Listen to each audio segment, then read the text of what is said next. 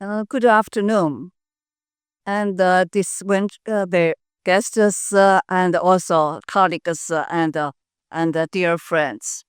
And I just wanted to, on behalf of the FWE, to welcome everybody here, and especially our distinguished speakers, and from the University Harvard, and from the Beck family. And it is great pleasure to welcome all of you to today's event, Innovation in Education Through Technology. We are gathered at our country's top university to explore how technology, particularly artificial intelligence, is shaping the landscape of the education and connecting people all around the world. We live in the time where AI is not just a fancy word, but a transformative force that touches every aspect of our lives. AI for good, AI for all. This is FWE's mission. That is the vision we must step for. This means ensure that AI serves humanity by promoting peace, fostering better lives, and intending people rather than driving them. We do not support the use of AI as a weapon, nor do we endorse its use to discriminate or spread division. We only support AI that opts for beneficial for all of humanity. To realize this vision, we must focus on one critical element: education. Education is not just the pathway to knowledge. It's the form of diplomacy. It bridges culture, fosters collaboration, and lays the foundation for innovation. Any good innovation comes from education, and the innovation should always be cultivated with the effort.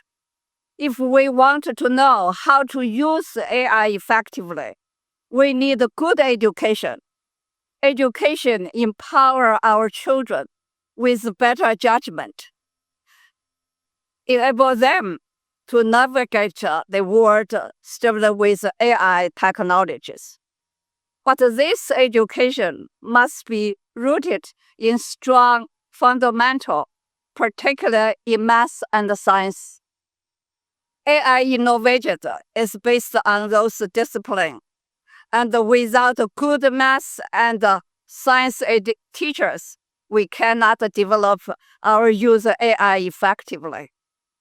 So far, AI has been controlled by the powerful few. But we believe in AI for all. If we don't make this clear, we risk being lost in AI innovation process. This is very dangerous game, and we have to understand the stake involved.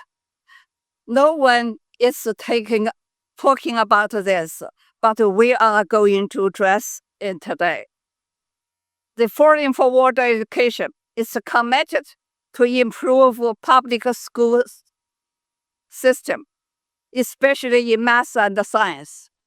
We need to prepare our students with a strong background in those areas to have a good AI strategy and foster innovation. Supporting our math and science teachers is critical. We believe that by supporting AI innovation, fostering international collaboration, not limited to a single country, and ensure that AI serves education, we can overcome barriers. Education is diplomacy. It unites us in the common goals. Innovation should be the collaborative process that beneficial for all, not just a few sellers. We need to educate not just on the what of AI, but the how we and why. How can AI be used to enhance learning globally? Why isn't it important to approach AI with critical and our open mind? Education must guide our children to make informed, disciplined decisions, to question, to innovate, and to leading with integrity.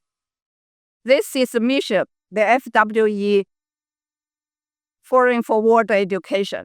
We will support AI innovation that advance education.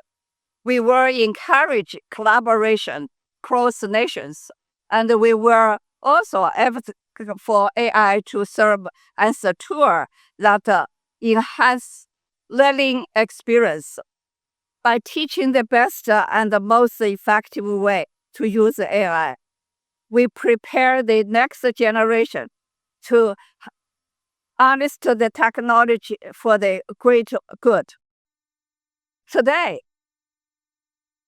we will hear from our leaders in policy and academic and industry, who are the front foot of this transformative journey.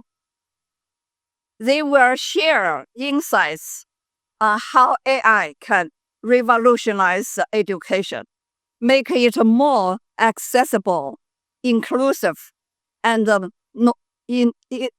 innovative for people around the world. And I just want you to know this forum is extremely important, and to have different people gather together. And also, we want to specifically to welcome the 9 years old and the students to join us.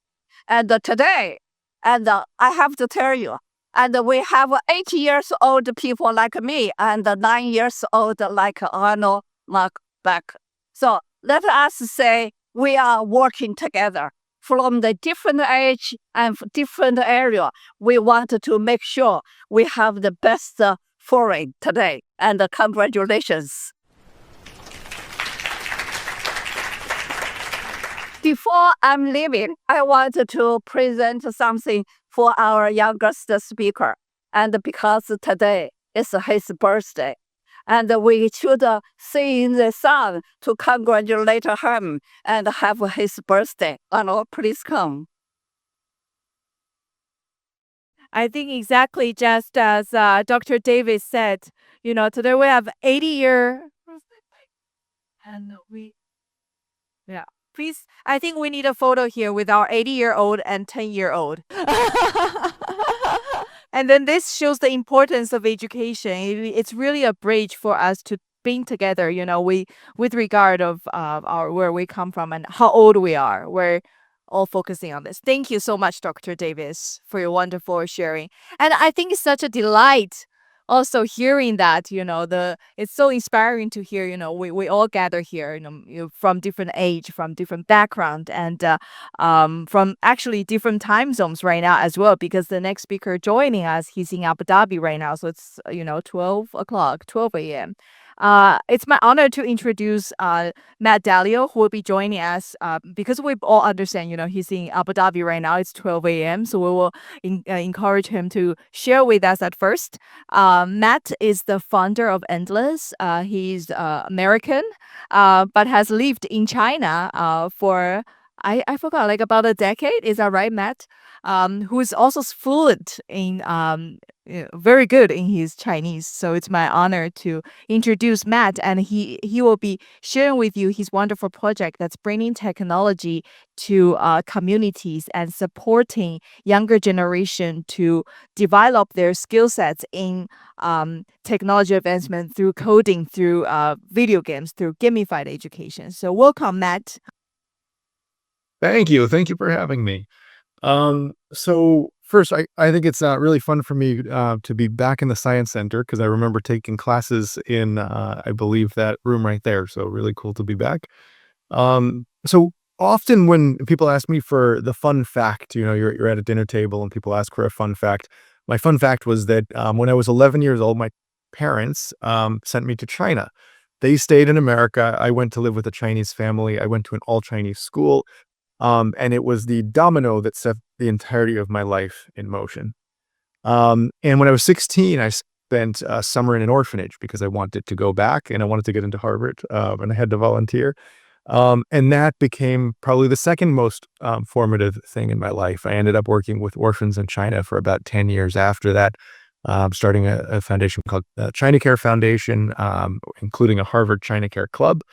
Um, and that set in motion the purpose of my life. And I want to talk to you about the purpose of my life, because I think it's the reason that we're all in the room today, metaphorically and literally. And it is to make the world a better place at scale, meaningfully at a time when we really, really need it. So I want to do it in the context of looking back in history for a moment, and then I want to look forward in history for a moment, and then I want to look at the present and what it is that we could do today to build a better future. If I usually when I speak, I ask people who thinks the printing press was really important, and everyone's hand goes up. And I'm going to say a controversial statement, which is that the printing press didn't actually change the world as much as people think it did.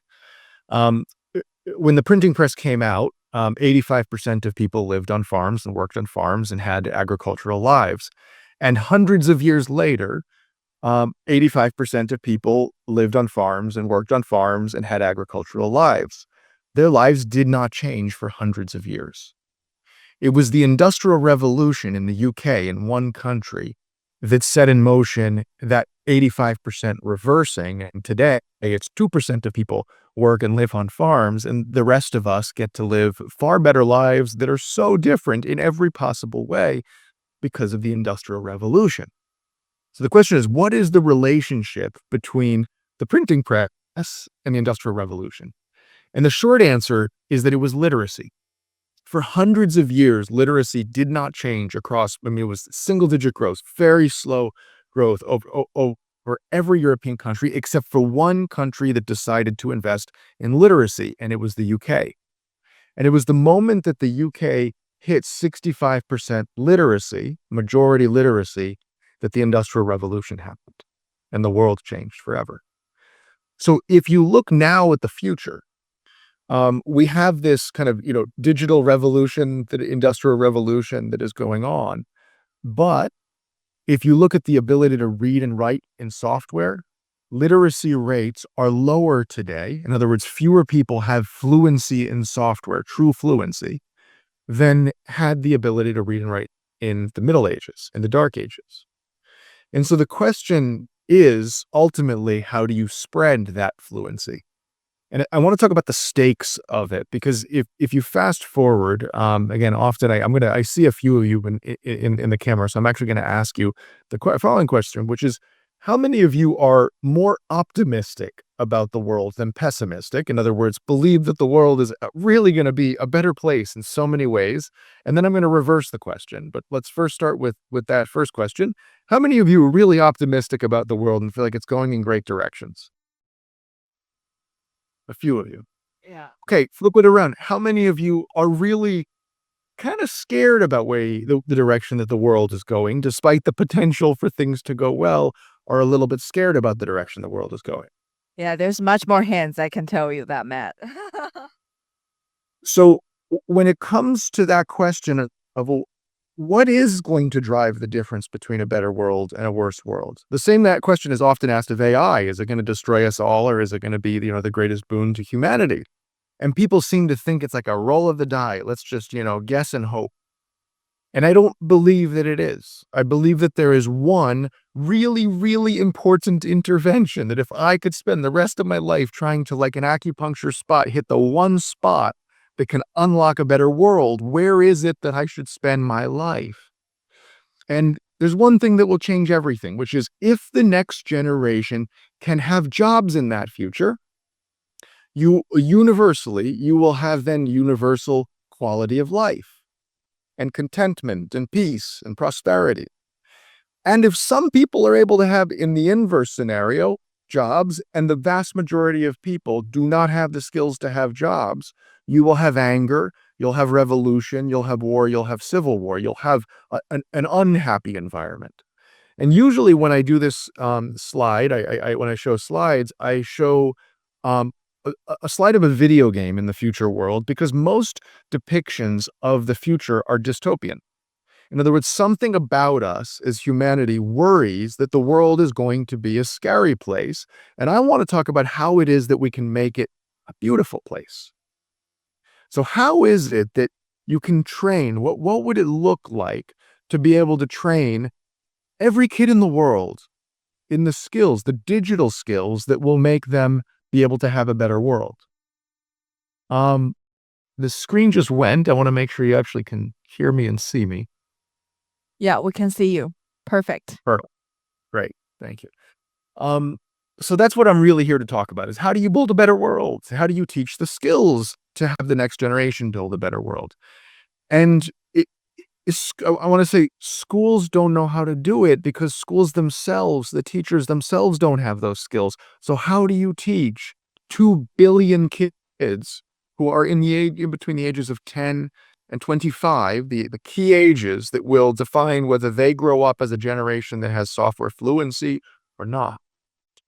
We, just to give you a quick kind of jaunt in how we discovered what we believe is the answer to it.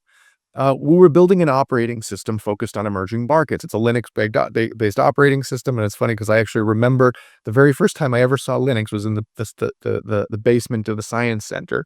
And today, if there are still Linux machines installed there, we have meaningfully shaped the design of those Linux operating systems that are in there and the technology stack. But we had these amazing engineers, and I was really curious how they learned to code. As we were thinking, how could you teach kids in the most rural environments of the world the ability, like the skills that would get them jobs? How would you teach them? And so I asked this question to these engineers, and I discovered that they almost all learned in the same way. And I'll kind of give you a few hints. Microsoft found that 4 out of 5 engineers learned when they were in high school or younger. Well, what was it that kids wanted to do when they were young? The answer was almost universally games. They discovered that they could hack their games, or they discovered that they could build their own games, hack the number of lives or the levels, or they could type in, the basic, from out of a magazine and build their own games. And it turns out that this is the way that Bill Gates learned to code, and Elon Musk and Mark Zuckerberg and Larry Page and Jeff Bezos. Like, this is the way that so many of the people who made it to the top of the mountaintop learned. So why is it that we as society are not teaching that way?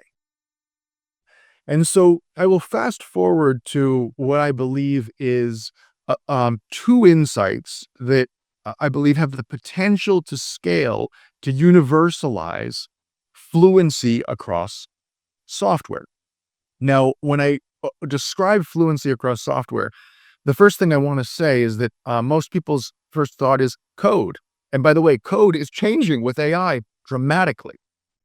But it's not just code, it's design, it's art, it's management, the ability to manage a team. It's the ability to take a product to market, do a landscape analysis, do the actual marketing, do the data analytics, the whole business side.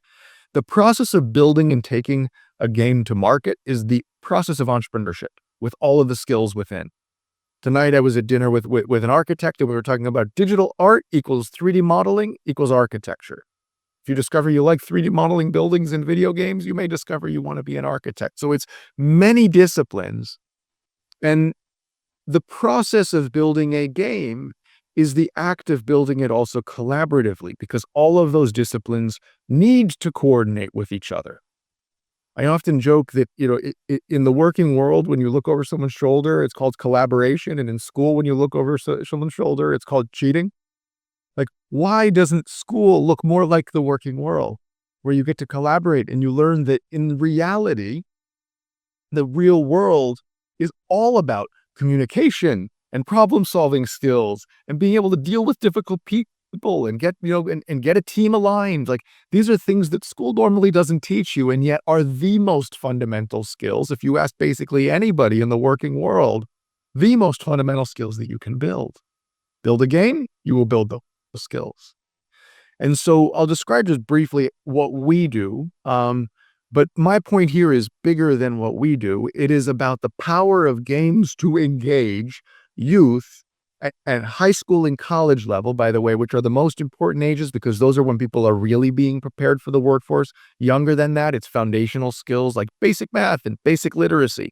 But then there's that period where you're like, am I learning the skill that will get me a job? And so in that phase, my main takeaway is, wow, if everyone learned through games, if most engineers learn through games, let's think about how we use games to engage youth in teaching. Another way of putting that statement is that if you ask many people, what's the hardest challenge in education? The answer motivation comes back. Engagement. What are games really good at? They're great at engagement. So what does it take to be a virtuoso at something? 10,000 hours. Okay, you want to be a virtuoso, whatever the skill is that you're going to get a job in, spend 10,000 hours doing it. You know how many hours the average kid plays video games by the time they graduate from college? 10,000 hours. So if you can take some of those 10,000 hours and turn it towards productive use where people are learning the skills that will get them jobs, wow. And by the way, the three most successful games in history, Minecraft, Roblox, and Fortnite, have all converged on user-generated content engines. In other words, the player is the creator. Why? Because creation is one of the most delightful things there is, whether it's my kids at 4 years old and 3 years old playing with Legos and Magnetiles, or me as an adult getting to build an enterprise, a little organization and dream up my dreams. And a kid, a teenager, a college student, building their dreams in software, in this medium that has come to define a generation. So I'll describe very briefly what we do, which is that we look at the whole path from novice to professional, and at each stage you have to have interventions. The core of it basically is the same throughout, build games. But I'll describe two main pieces inside of there. The first is 100% of kids can play Minecraft. Almost 100% of kids will bounce off of Unity, which is the most popular game engine in the world, because it is a really complicated professional tool. So the first thing that we had to do was to build a tool that could build the skills for people to be able to go from, I know how to place blocks in Minecraft, to, I know how to build games. And more importantly, because Minecraft doesn't actually have game layer, you can't build real games with health systems and enemy systems and, all of the real gameplay on top of it. So you have to have that to build a real game, but you also have to have the subsystems of how you teach 3D modeling and texturing and coding in a way that's very scaffolded. Someone who designed games might describe it as tutorialized, so that by the time you show up in Unity, it's almost just purely seamless. Because it's built on top of Unity, it actually brings you into Unity very gently and gradually. Now, the second big insight of Endless Studios, which is the company name, was realizing in building a Linux open source operating system, how powerful it is to build things as swarms. When you have a collective of people who are each making their own little micro contributions, you can build massive things. The Linux desktop, if you were to build it from scratch today, would cost $20 billion. Microsoft is worth $3 trillion, and yet all the world's supercomputers, 70% of the world's smartphones, almost all the world's servers run on Linux. So the power of open source is incredible. And the power of an open development methodology where lots of people contribute small things in a very structured and orderly way to some bigger vision, like building a big building. You have lots of people who are working on building the building. That I believe is actually the most scalable way to educate people on professional skills. Sorry, You Dan, think, well, we only have 1 minute left. Thank you so much. what? Thank you for that tap. The last thing I'll say is Roblox has 50 million players inside of it. GitHub has 500 million repos inside, 50 million games inside of it. And GitHub has 500 million repos. Every person, every one of those 100 million people who are contributing to GitHub is learning how to build software. We could do the same thing with games, getting people into literally GitHub, building games together. That, I believe, is how you could take 1 billion kids through an experience, infinitely scalable experience that teaches them 21st century skills.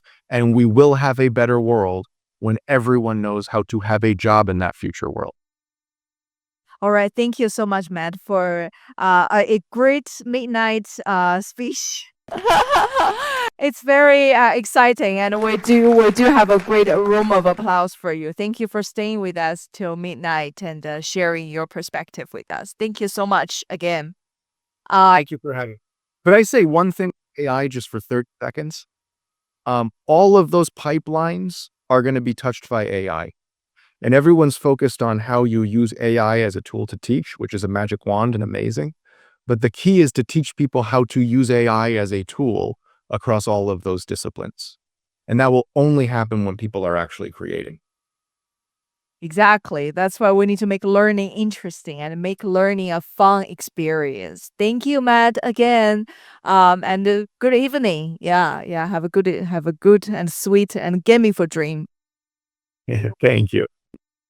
Yeah, we don't have time for question now. Dr. Davis really want to raise up some questions that we can have for Matt, and we can definitely follow Matt's endless his project, the non-for-profit project that he's working on as well. So please do check it out. Endlessstudios.com. There's a page called the Vision page, and that will answer most of your questions, I hope. Thank you so much. And next, well, without further ado, I must introduce this important figure that will be joining us. He needs to join us online as well. He is Secretary Roberto. He joins us from Washington, D.C., as he truly focuses on the importance of how to design the education policies with the influence today we see with the disruptions in technology. So without further ado, please allow me to introduce the Mr. Secretary to join us. Hi, good afternoon. Hi. Wonderful to see you and to be with you. Thank you so much, Angel, for that warm introduction. I'm so thrilled to be part of today's conversation on innovation and educational technology. It's such an important topic for us to discuss today from so many different perspectives. I wish I could be there in Cambridge, there on campus to join you in person. I had the opportunity to be there at the School of Education just recently to talk at the Asquith Forum a bit about some of what we'll be discussing today. I want to thank Dr. Davis for the invitation and to thank the Education World Forum, the Bach Family Foundation, the Harvard College China Forum, and all the partners for hosting today's discussion. And I think it's just wonderful that we're having today's discussion really led by and deeply engaged with young leaders. I talk a lot about the work around deepening change and innovation in our education system from the federal level. And often that's a discussion with policymakers. Sometimes that's a discussion with our leaders in the field, our educators, our leaders in academia. But it always needs to be a discussion that engages our young people, our learners of all ages. I think it's wonderful to have such a celebration of intergenerational learning that we did to kick off today's program, because we are all lifelong learners. And when it comes to thinking about educational technology and its impact and potential for change in education, we all have something to bring to this discussion, regardless of where we approach it and of what age. So thank you for the opportunity to be with you. It's fitting for us to have a conversation here on educational innovation, and I'm happy to ground this from the work we do in Washington, D.C. at the U.S. Department of Education. As I join you, I'm the Assistant Secretary for Policy and Planning in our department. And our mission at the U.S. Department of Education is to advance student achievement, to support the preparation of all of our learners of all ages for global competitiveness, for success, and to do that by fostering excellence and ensuring equal access to education across the country. And I do that in part because I wouldn't be where I am today if it weren't for education and my belief in education, its potential to change my life and my trajectory as a leader. And we know that education isn't just a tool of diplomacy, as Dr. Davis has acknowledged. It is a pillar of democracy. It is a critical rung on that ladder of opportunity for advancement for all of our learners. We are at an evolutionary time. This has already been noted in our program. We're at an evolutionary time where our economy is being transformed, where we are seeing an emergent digital economy, an innovation economy, and an economy being driven by clean energy. And we are at a time where we need to think about and prepare for that, for an evolution of our education system to match that economic evolution, to better prepare all of our learners for the technologies that they will encounter as they enter college, as they enter the workforce and career, as they endeavor to contribute to their communities, to their society, to the world around us. And so, we know that we have challenges in our education system that sometimes limit evolution, sometimes limit innovation. But I am hopeful that we also have a great opportunity with this evolution. When we see evolutions like this, big things happen. And we're in a moment right now where we are on the verge of big things happening in our education system, in how we teach, in how we engage, in how our students learn in our schools.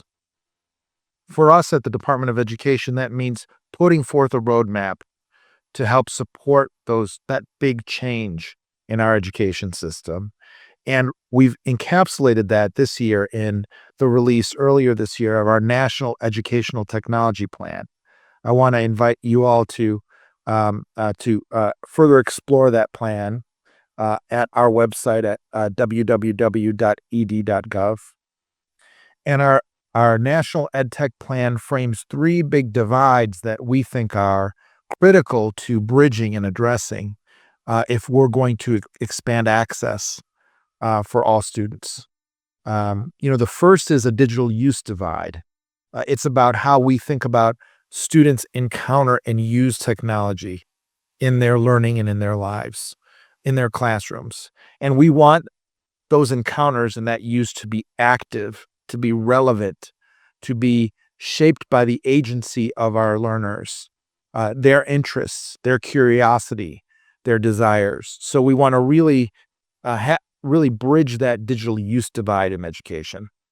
The second is we really want to bridge the digital access divide relative to technology and to broadband and connectivity and devices and digital content. For decades, we've unfortunately had this digital divide in our country, which means that not all of our students have had access to the broadband or the technology that they need to be able to succeed. And the pandemic brought that digital access divide front and center for the entire country to witness. Fortunately, 4 years ago, with the passage of the bipartisan infrastructure law, President Biden ushered in a bold investment that was focused on closing that digital access divide. And we partnered with the FCC, our partners in government, to reach 23 million households with the Affordable Connectivity Plan. That was such an important opportunity to provide the discount and the access for our households to get to be able to connect to high-speed broadband. We know we have to do more. We have still too many of our schools, too many of our communities and our homes that aren't connected. And we're disappointed that Congress left behind some of the funding to continue the Affordable Connectivity Plan. But we can't let that get in the way of letting up on our commitment to close the digital access divide for every learner, for every household. And then the final divide here that we've explored in the National Educational Technology Plan is the digital design divide. Because the gap in training, in professional learning, and in support for our educators to effectively integrate technology in their instruction is a gap we have to address. Every teacher needs the opportunity to be equipped to know how to use technology well in their classrooms and in their schools. And so that means expanding professional learning for our teachers, making sure they have the pedagogical strategies that they need to be able to support the number of tools, educational technology tools that are being used in learning today. On average, 148 unique ed tech tools are in the lives of our educators and in the lives of our students each year. And the capability and the capacity of those tools to drive change is enormous. But our teachers need the support to be able to use those tools well. And we have a North Star that guides all of that work, that guides that plan, and that is digital equity. We name that explicitly as equity because we know that all the lessons of the past and how we've tried to drive change in our educational system show us that the system won't correct for equity on its own. It needs to be designed in a way where we can democratize access, use, and success in educational technology for all of our learners. That certainly applies to AI in a major way, right? We are at an evolutionary point and need to really call forth an all-hands-on-deck approach to addressing AI in education and in our learning, right? The power of the evolutionary leap in AI in terms of technology, to aggregate data, to infer patterns, to make decisions, to automate processes. That is a huge leap in evolutionary in technological advancement. And we need a comparable evolutionary leap in how we think about AI in our schools, because it's present in our civic life, it's present in our public life, and it's ascendant at such a rapid pace relative to other evolutionary times in technology. This is why we're animated at the federal level in our policymaking by the blueprint that the president's put forth, which was an executive order last fall to call forth a whole of government approach to address AI effectively across American society. For us, that means to scaffold our conversations at the Department of Education to better build the capacity of our schools, our classrooms, our educators, and our colleges and universities to really help support AI in a way that will maximize the potential for this powerful technology to help engage, support, and transform learning opportunities and minimize the risks that we see around safety, security, privacy. Those are important issues that require policies and attention to be able to address. We're asking the question ourselves of how we can better equip our schools and our districts to set appropriate policies, appropriate guardrails, and appropriate interventions and supports for teachers to embrace and support emergent technologies in our schools. And we want to also better support our developers, our designers, voices like the one we just heard from our entrepreneurs in technology, to think about how they can partner more actively with educators. So much of our ability to integrate AI effectively into education means building a strong foundation of trust. Trust means adhering to our first order principle of humans in the loop, of saying, teachers and students and parents need to be equipped to make the judgment calls, to exercise the pedagogical leadership that is required to be able to guide AI in an effective and safe and responsible way in their schools. We know that there's no substitute for great teacher judgment and for great pedagogy in terms of how we think about engaging our students. AI in many ways can be that powerful tool, that booster alongside that judgment to help our students succeed. We think a little bit about an analogy like an e-bike, right? Where we have a human driver like a teacher or a student in control of the experiences, but with greater capacity, with stronger power with AI to be able to raise the bar for engagement, achievement, design, and success, right? And we actually know we need safe e-bikes. We need e-bikes where our developers and our educators know the safe rules of the road, how to operate that bike safely, how to wear that helmet and use their lights and ring that bell as they need to. That requires more deliberative supports to help our students succeed and help our teachers succeed. So we want to double down on that trust to mitigate the potential for misuse or bias or harm at every step of the way, from the early design of tools that are AI enabled to their implementation and their use in schools and classrooms. We want to make sure that we know that trust for our educators, trust for our school leaders means knowing that the safety, security, and privacy of their students is safeguarded. They need to know that. They need to be able to interrogate that with any AI-enabled tool. And trust means that they know that AI has the potential to deepen the instructional core, what we call the connection between student and teacher and content, and really advance how AI can be used in a more transformative and exciting way for teaching and for learning. So we have a number of resources that we're putting forth at the U.S. Department of Education to get there. And they're all available at our website at tech.ed.gov.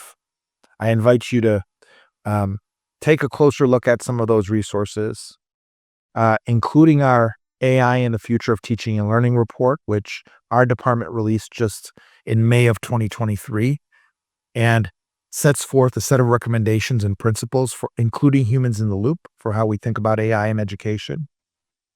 It includes a new resource for EdTech developers. And we believe we have to do more to bridge that gap between those that are developing innovative products, innovative strategies and solutions, and those in our field, our educators and our school leaders who are the consumers of those products and solutions. And this guide that we put forth reminds our developers of their responsibility to innovate with commitments to safety, to security, to trustworthiness in how they think about their tools, and to build on standards of evidence of what we know works in education. We recently just put forth a toolkit at that website for safe, ethical, and equitable AI integration. And that toolkit breaks down a set of modules for our school leaders around how to think about the use of AI in their schools, how to adapt instruction using AI to meet the unique needs and interests of our diverse learners, to provide real-time feedback for educators on how our students are progressing, to consider evidence and evaluation and how we interrogate AI tools in our schools, to build a system-wide strategy for innovation and for continuous improvement using AI. Ultimately, the measure of our success here is found in how we strengthen the connection between those that are at the vanguard of technological development, of ed tech and of innovation, and the connection between the experience of our educators, our students, and our parents. And that is why a day like today is so essential, right? That's why I was so excited to join you in this conversation, because it's about learning more about this work from different perspectives across our entrepreneurial community, our philanthropic community, our business community, academia, our education leaders, our policy leaders. And it's going to take all of us. It's going to take collaboration across all of those communities to be able to ensure that AI can meet its potential of enhancing learning while aligning to the values and the goals that we all have of equal access for our education system. So, I'll just leave you with this, which is that so many of the conversations that we're having about AI, they involve looking ahead, looking down the road and around the corner at what's to come. So let's not forget that every decision that we make now about AI in our schools, every decision we make about a policy that governs AI in our colleges and our universities or in our K-12 system, that has the potential to either enable or complicate that future down the road. We want to make sure that it enables a brighter future for all of our students. It enables an opportunity to democratize innovation, to democratize the use of tools that will help unleash creativity and learning for our students, tools that will help them engage and get excited about their education and their success. I thank you so much for the chance to be with you, and I wish you a successful conversation and forum this afternoon. Thanks again. Thank you so much, Secretary Bartle. It's a lot of insightful information that you have shared with us that has led us to really take advantage of the resources, the reports that they have produced. So next, as we are having this event at Harvard, we must have a speaker that's coming from home. So it's my honor to introduce Mr. Stu to join us. Mr. Stu is working in Harvard University and is basically developing the overarching technology strategies for Harvard to advance our education here. So, Mr. Stu, the floor is yours. You still? My slide gonna work? Okay.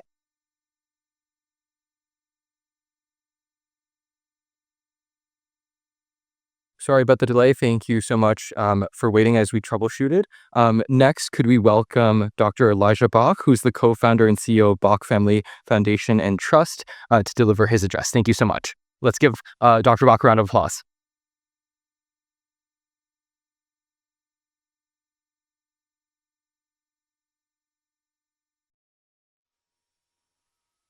Dr. Davis, Forum for World Education, Harvard College China Forum. Ladies and gentlemen, we're happy to be here today to speak on a topic that I feel very passionate. Thank you. Education and philanthropy.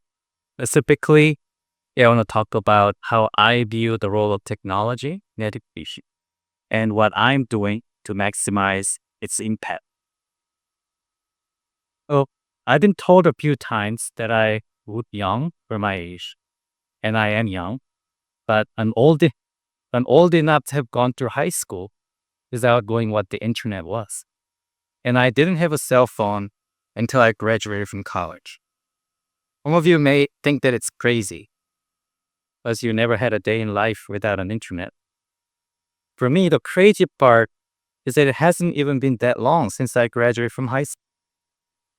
The rate of advancement in technology in the last 10, 20 years, it has made more changes to our entire humanity than it has in the last 100 years.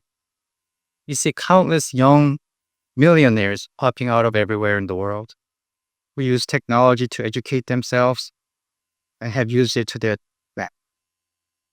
You can learn literally anything you want, whenever and from wherever you want. And there are companies like T-Mobile and Dr. King, you'll hear from shortly, that provides free access to technology and internet to everywhere, to everyone. And you'll hear also from Ariel, one of my 3 children, taking advantage of this amazing technology that gives him free access to all kinds of resources to build a company that solves real world problems and making real money.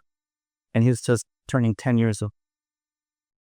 I have gone to 5 graduate schools, and for a couple of them, I have never set a foot on campus until my graduation day because everything was online. I completed my entire doctoral dissertation without touching a physical book once. Everything, all the sources and references were online, and I read them all as a digital file, and I could have gotten all of them for free at the public library. I know for students of you, you are using all the AI tools like ChatGPT and Perplexity to summarize all of your assigned readings. And more professors are encouraging you and allowing you to use them to assist with your assignments and faith. Child in a remote village in India can learn from the same materials as my children in NEOS. An adult learner juggling work and family responsibilities can continue their further education on their own schedule from the comfort of their. Now, I do recognize that technology alone is not a panacea. There are still significant challenges around this digital divide the Secretary just mentioned below, a variety of reasons and individual circumstances.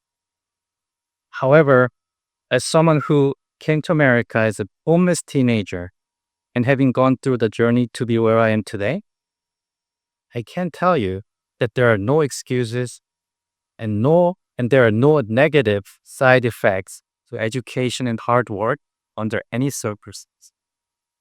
And I will say that we all should aspire to set a higher bar for ourselves in trying to achieve it, rather than lowering them in the name of inequity and inequality. This is where I believe that my work as a philanthropist is a critical role. As some of you know, my foundation's mission is to empower all parents with evidence-based educational resources so that they can make better informed decisions in their daily parenting practice. Education is a $1 trillion industry worldwide, and the overwhelming majority of the focus is on teachers and students, and they do need all the support they get.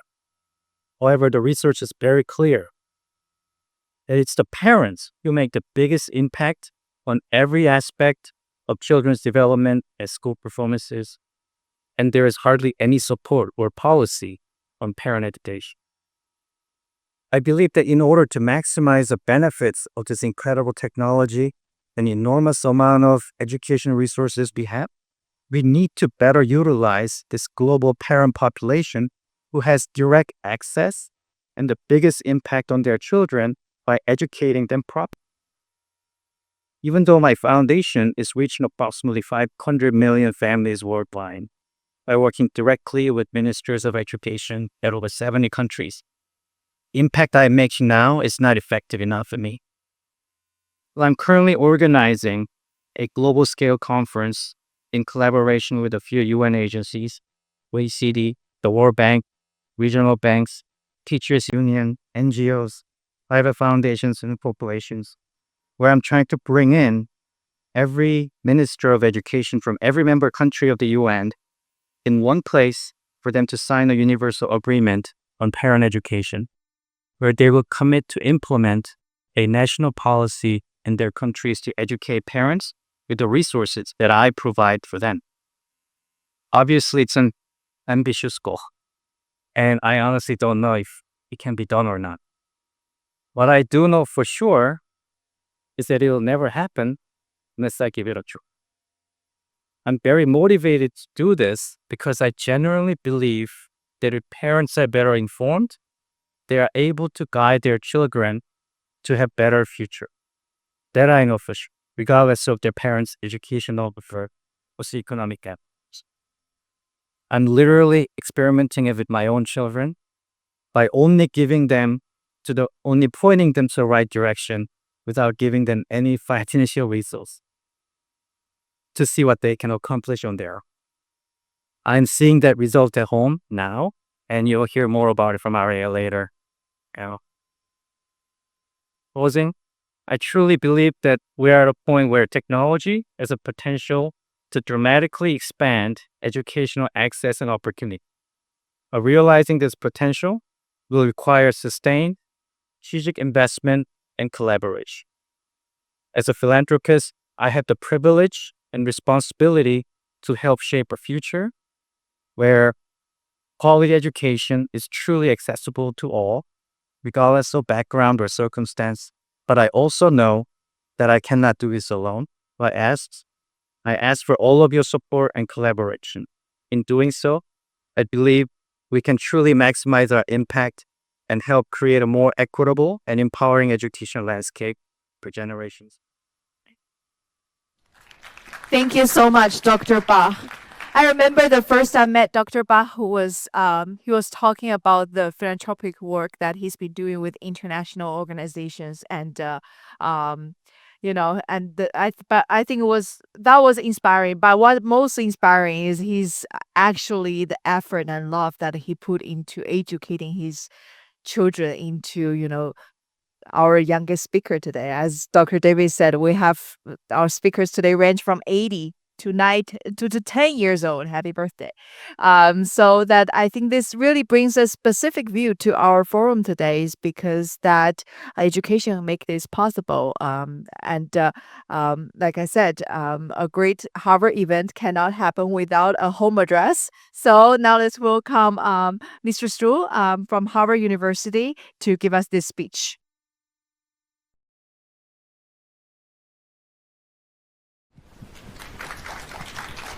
Thank you. We're going to try again. Oh, we did it. That's awesome. All right. Perfect. Okay. Need my slides. Thanks for bearing with us. Good morning, everyone. Again, my name is Stu Sneidman, and I'm the Associate University Librarian and Managing Director for Library Technology here at Harvard. I am delighted and honored to speak to you today on behalf of Clara Jelenkova, our Vice President and Chief Information Officer, who unfortunately couldn't be here due to illness, and she sends her regrets. Nevertheless, I will do my best to reflect her thoughts and mine about Harvard's approach to AI and intelligent technologies in education, which is actually, I feel badly that she got sick, but I'm so excited to be here because this is a topic of great interest to me, and one that has profound potential to shape how we teach, conduct research, and manage our educational organizations. So, of course, we could not do a talk like this without asking AI for a little help. So we fed our slides and talking points into OpenAI's DALL-E image generator, and this is the result. Now, don't get me wrong. I am a huge advocate and enthusiast for AI's potential in education. I just wish it could do a better job at spelling. But of course, this is an important and complex topic, evidenced by today's speakers and wonderful agenda, as education sits at the very intersection of technology and societal progress. AI offers transformative opportunities, but also introduces risks and concerns that deserve our collective attention. Harvard is committed to exploring these opportunities and risks thoughtfully, with the goal of leveraging AI's potential to improve learning outcomes and enable globally impactful research. So Harvard's approach to AI is twofold. We want to, of course, contribute to research on the societal impact and productive applications of AI. And second, we want to thoughtfully integrate these technologies into our own local educational practice here at Harvard.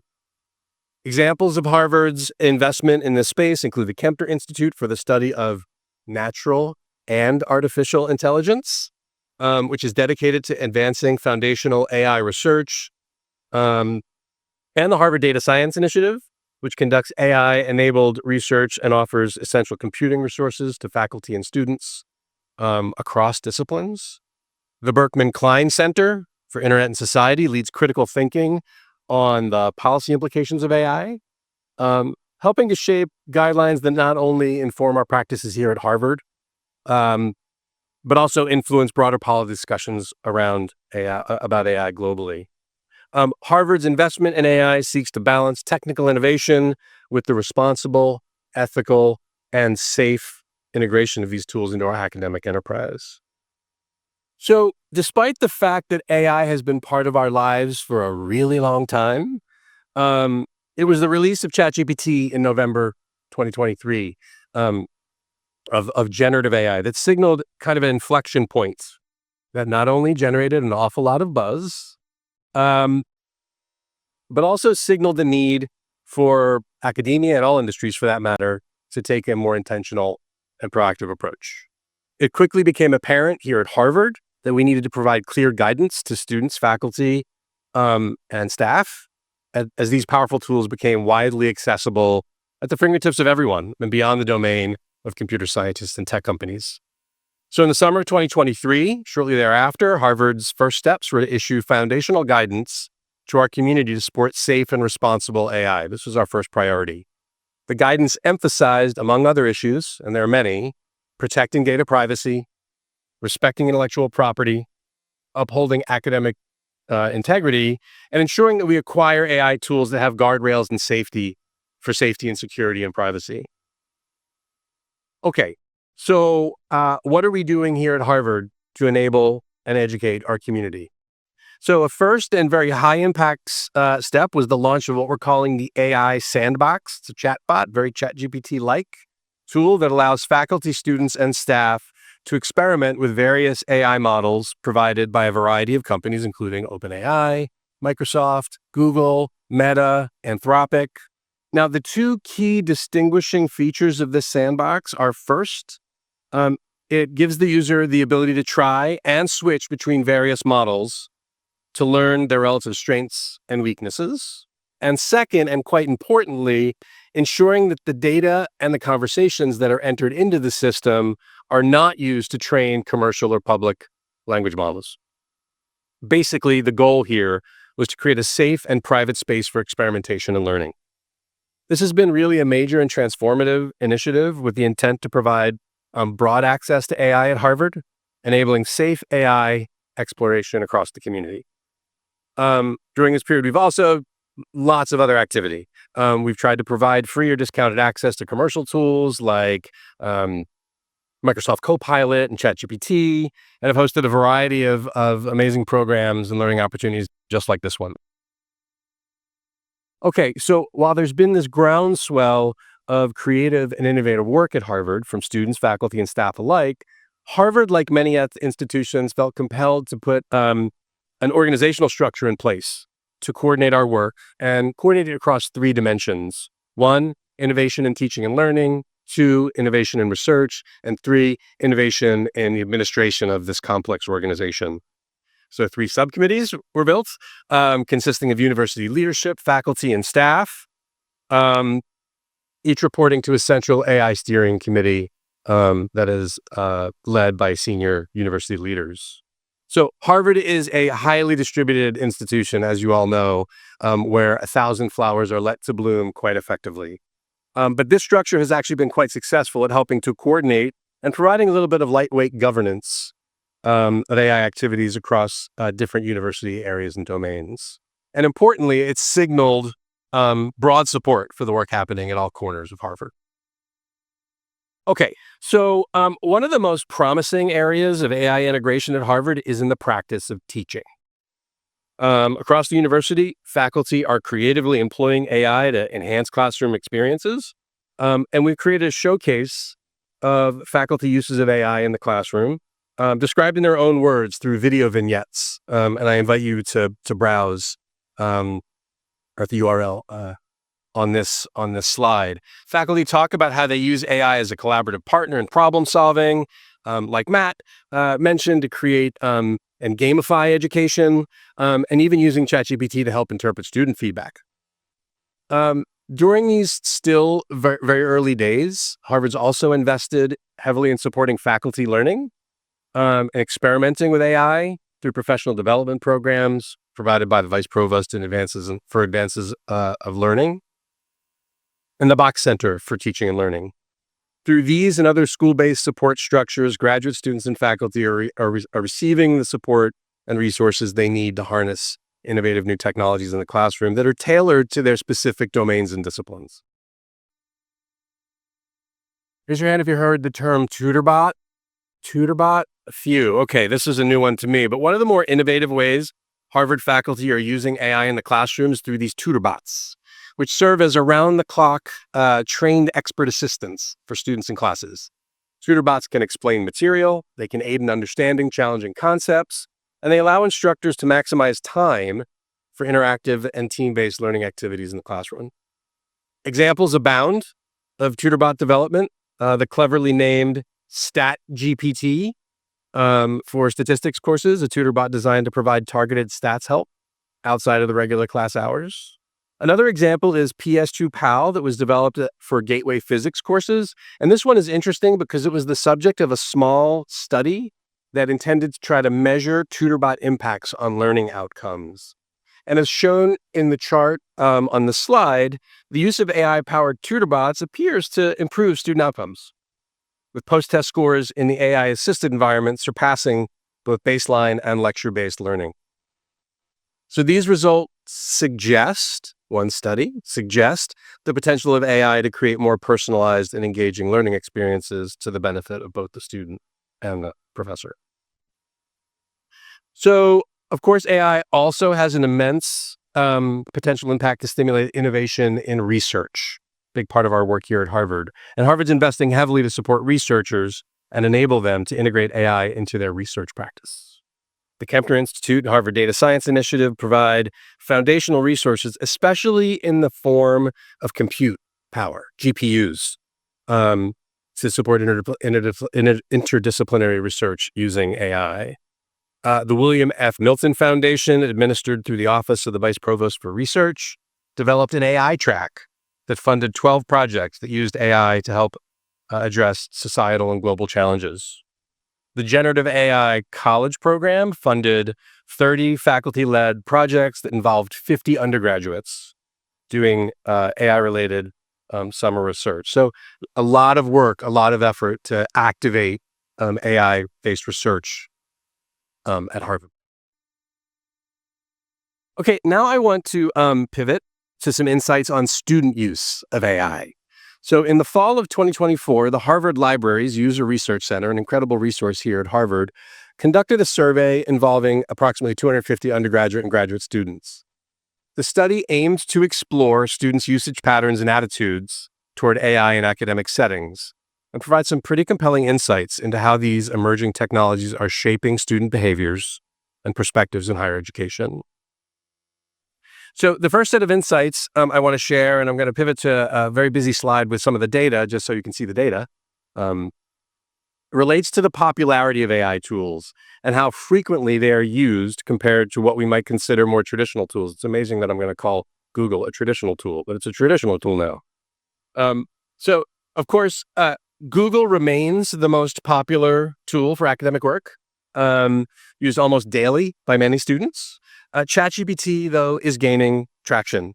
Students report that they use ChatGPT nearly as frequently as, again, these traditional tools like Wikipedia and Google Scholar, and even our own library catalog, Hollis. Most students use ChatGPT for academic work. They report they use ChatGPT for academic work at least once a week. Students report using ChatGPT primarily for quick answers to clarify concepts and do brainstorming. As a librarian, I was quite comforted to learn that students are not yet inclined to use ChatGPT to find resources for their work. Students are finding those specific research tools with clever names like Perplexity and Research Rabbit to help them find sources. Okay, so second set of insights relates to student trust and the perceived value of AI. And while students appreciate ChatGPT for its time-saving benefits and ease of use, also comforted to know that they approach it with caution for more critical tasks. Most students avoid using ChatGPT for original writing or when it's seen as compromising academic integrity or against the rules, preferring instead to meet with teaching assistants or librarians or others for in-depth support.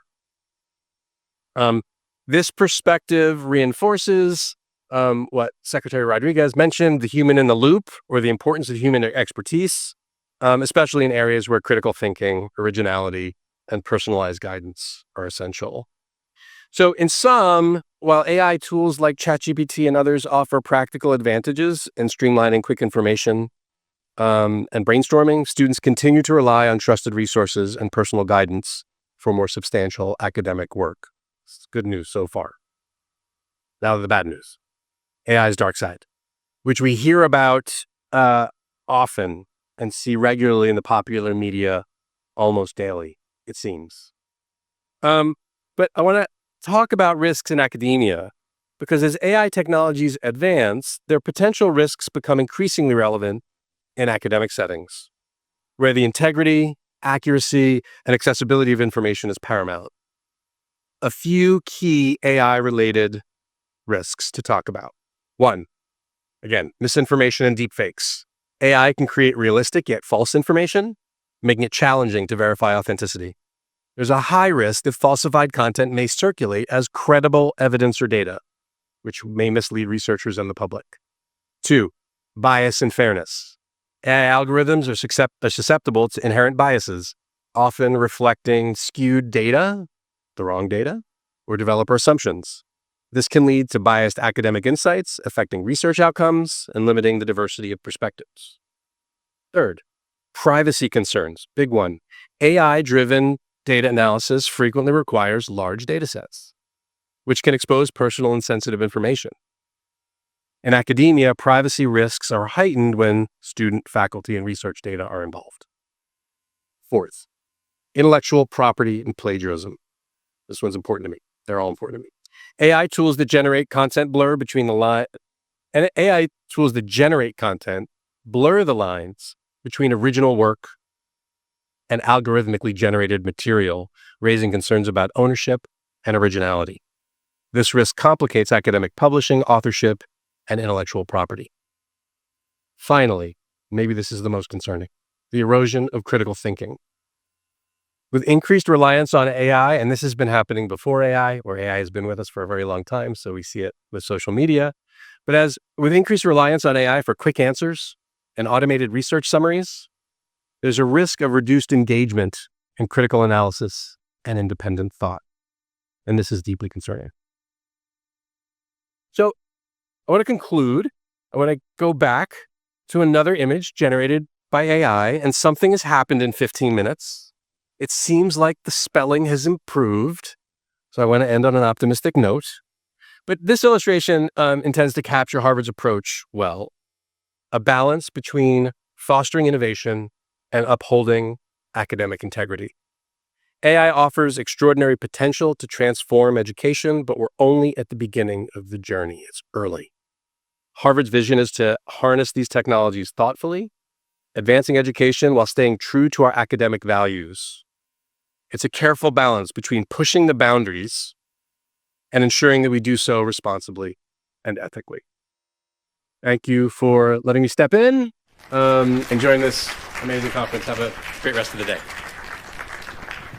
Thank you very much, Stu. I think I saw a lot of people were taking photos of the slides while you're giving a speech, because I think it's very important for us to understand AI on also its influence and the work that Harvard is doing, so we can reflect on that and also working on that in other sectors. So next, I'm going to introduce to you Dr. King. Dr. King is the head of education for T-Mobile, who's really utilizing technology in order to advance, especially serving also the communities. So please. Thank you.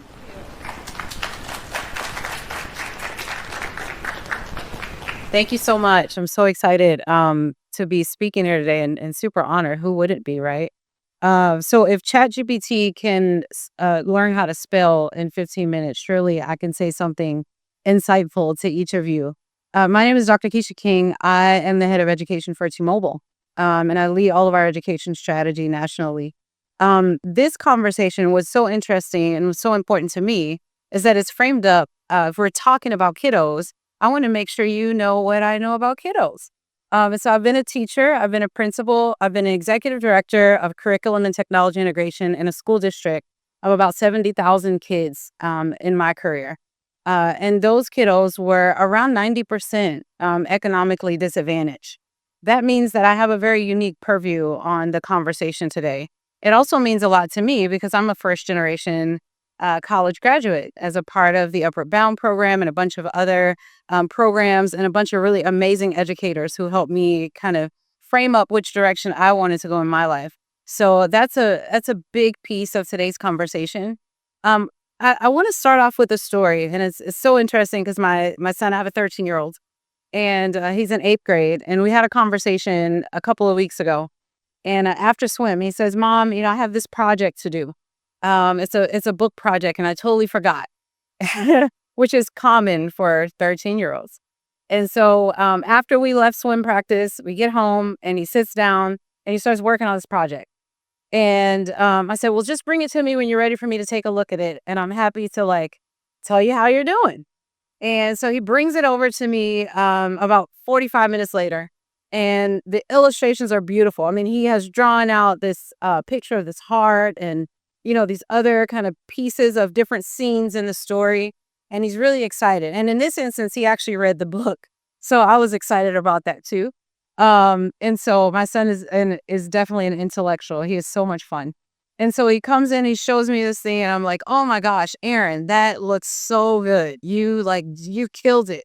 And I start reading the work, right? And I'm reading it, I'm like, this is really good. This is like college level good. And obviously he has learned the power of AI in the time that the last time I read one of his papers. And so we start talking, and so I didn't say, "Oh, well, this is definitely not your work." We start talking, and I said, "So right here it says that the character lost his best friend, and he because of an argument, and so he's really upset because he lost his best friend because of an argument. Tell me a little more about that." And I said, "I see here you drew a heart, right? And the heart is bleeding because he lost his best friend." And he says, "Actually, in the book, he lost his best friend because of an argument, and he was really happy he lost his best friend because it was a toxic friendship." And he said, and so really the bleeding heart piece of that actually corresponds to just him losing different friendships in his lifetime, but then coming around and, building these new friendships." And I said, "Well, one thing I want you to understand, is as we read through this, you're going to find other areas that probably aren't necessarily completely correct to how you interpreted that book." Right. And I said, "Tell me a little bit about how you generated the content." And then we got into the AI conversation. Right. And I was able to tell him AI is exponentially able to help you, but it will never have the ability to be you. And there is a certain special aspect to his own curiosity and his own creativity that I need to make sure that I'm nurturing as a parent, that we have to make sure that we're nurturing as professionals in the children that we serve. And so I just want to start off with that story. There's something that Sir Ken Robinson said, and it talks about the power and the importance of creativity. Creativity is just as important as literacy. When we think about building literacy in children, it's just as important that we're building creativity. And so AI has the opportunity to enhance literacy in a very special way, right? And encouraging children to leverage AI is a really special and unique thing too. But there is no replacement for helping a child understand the capability and the extent of their own creativity. And so I just want to start there. I know that I'm here for the corporate perspective, but as a corporate leader, that's something that's been really critical to the work that I do and why I have made a choice to transition my career to lead how we think about serving populations and how we think about supporting students from a corporate perspective, right? So I hope that's helpful to you. I want to pivot just a little bit and talk about why innovation in the future workforce is so critically important to someone like T-Mobile. T-Mobile is, as of today, the #1 most profitable telecommunication company in the world. That's what? Yes, I'm sure. That is really a thing. I remember, there was a time when I was like, T-Mobile, I don't know. The pink is pretty, but right. And today that's changed exponentially. It's so exciting to be a part of this company. And if any of your T-Mobile users, you've seen the change and you've seen the difference in the power of the investments that we've made as a company. So innovation is critical, from safety and security to how we think about Internet of Things, to how we're driving artificial intelligence and VR, AR technologies to how we think about autonomous driving vehicles and smart cities. Artificial intelligence is key to all of those components. And when we talk through the education ecosystem, the question is, what does it take to come full circle with how we're supporting students? So everything that Assistant Secretary was talking about, everything that Dr. Beck was just mentioning, and the things that you heard today they all have to be powered by something, right? Even our conversation that we're having, the screen, the different technologies, all the phones and the cameras in the room, they all have to be powered by something. And usually it's some type of broadband infrastructure. And so that's a critical part of the conversation that I want to have with you. There are 3 things that are super important to T-Mobile. One, and I should probably say me, because no matter where I am, that's going to stay critically important to me. The first thing is private-public partnerships. That's really important to us. And so I want to talk a little bit about that. The next one is strategic investment. And the third one is public policy advocacy. From a perspective of strategic investment, I'll just kind of start there. The first thing that we've made it a point to do is build up rural area infrastructure to make sure that students in rural areas have critical access that they need for broadband technology. Another thing that we've done is say, okay, well, as a part of us purchasing Sprint, we are going to invest $10.7 billion into education. What does that mean? That means that every single student that qualifies for free and reduced lunch in our country, up to 10 million students per household, can receive one hotspot at no cost and 5 years of 100 gigs of internet access. That is a really dynamic commitment.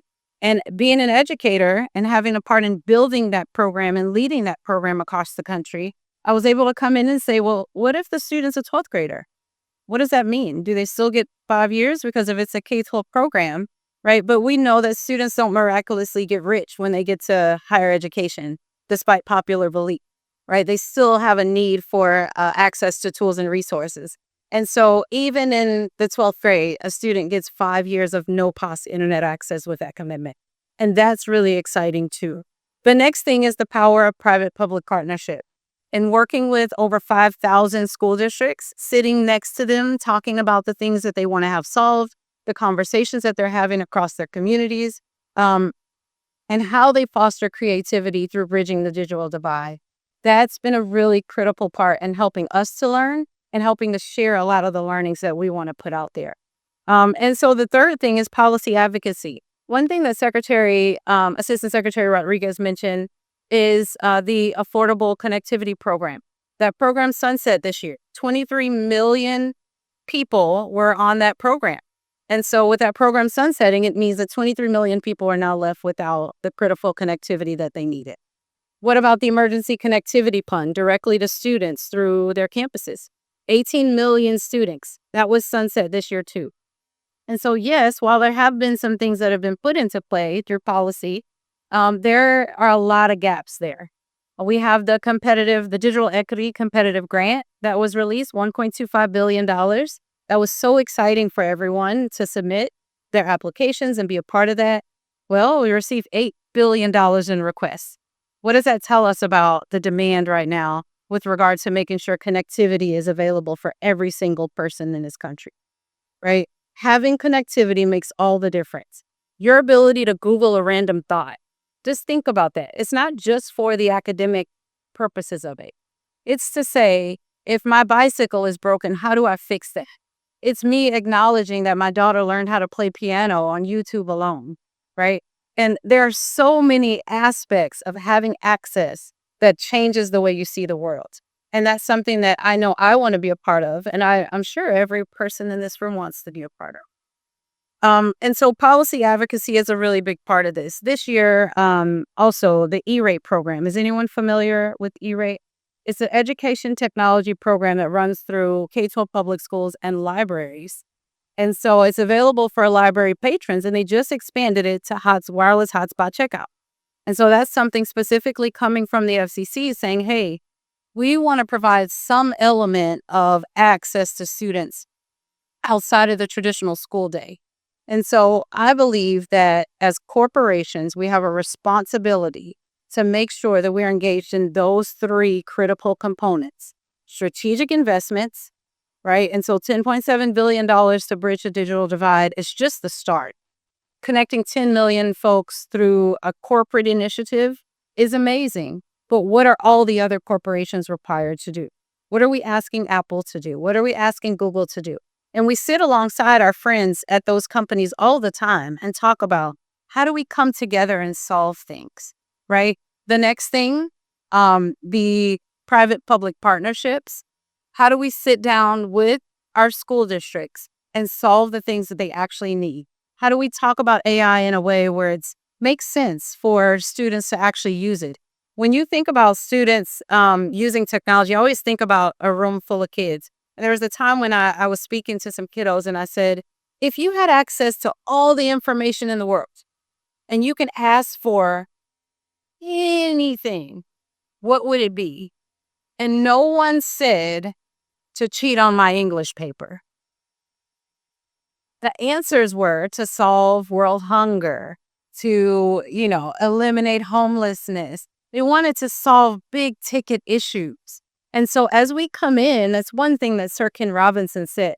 When we used to walk in a room, we had to light something to make the lights come on. Then eventually you had to flip a switch. And now you walk in and what happens? The lights just come on, right? AI is not something that we're trying to solve for students.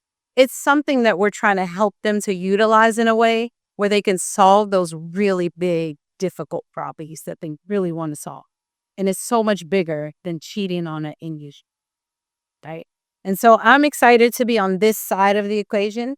I'm excited to help solve some of the things that are happening across our country for kiddos. And I believe that every single corporation across the globe has a responsibility to do the exact same thing. Well, thank you so much.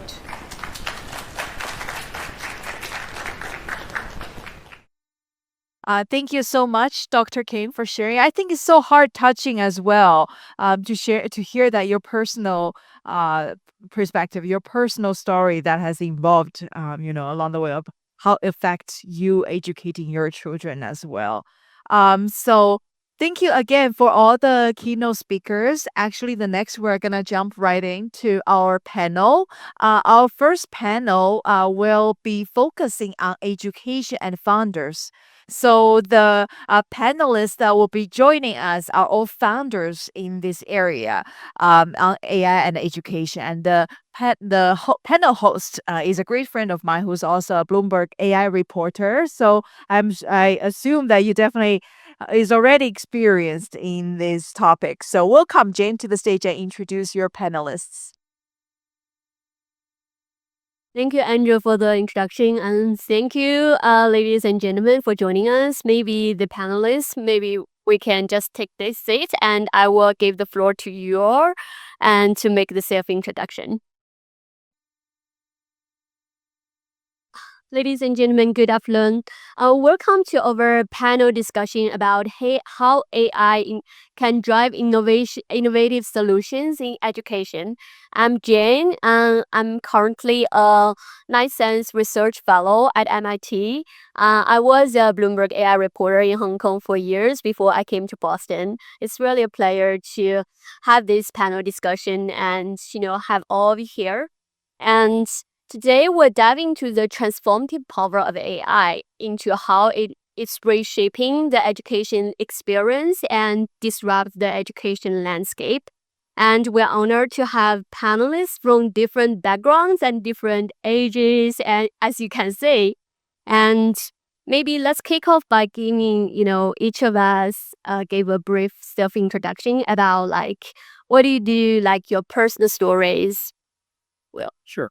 Thank you for inviting me. My name is Will Lee. I'm the co-founder CEO of TutorOcean and Quad C. So TutorOcean is actually online tutoring a platform combining human tutors and AI. It's become a leading platform in the market today. And Quad C is it's really geared towards higher education, helping students to be successful and keep their retention through the AI. The reason, a bit of background myself, I grew up in a very different environments. I had very limited access to knowledge, education until age 13. But I was incredibly lucky to be supported by two amazing tutors to help me to learn, allow me to catch up my life. So in that journey, really is example of Dr. Benjamin Bloom's Two Sigma problem.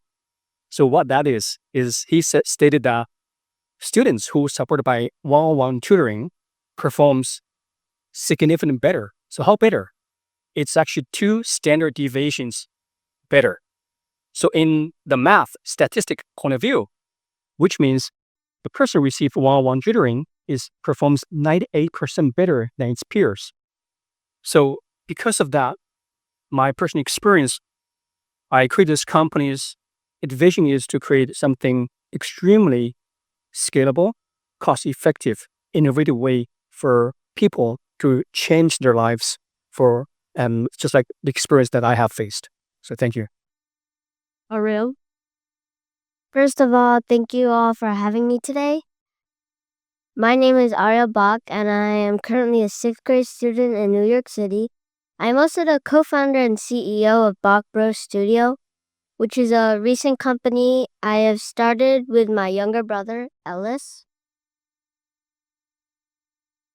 Bach Bros Studio is an educational media and technology company where we provide the access and the application of the complex research to the general public.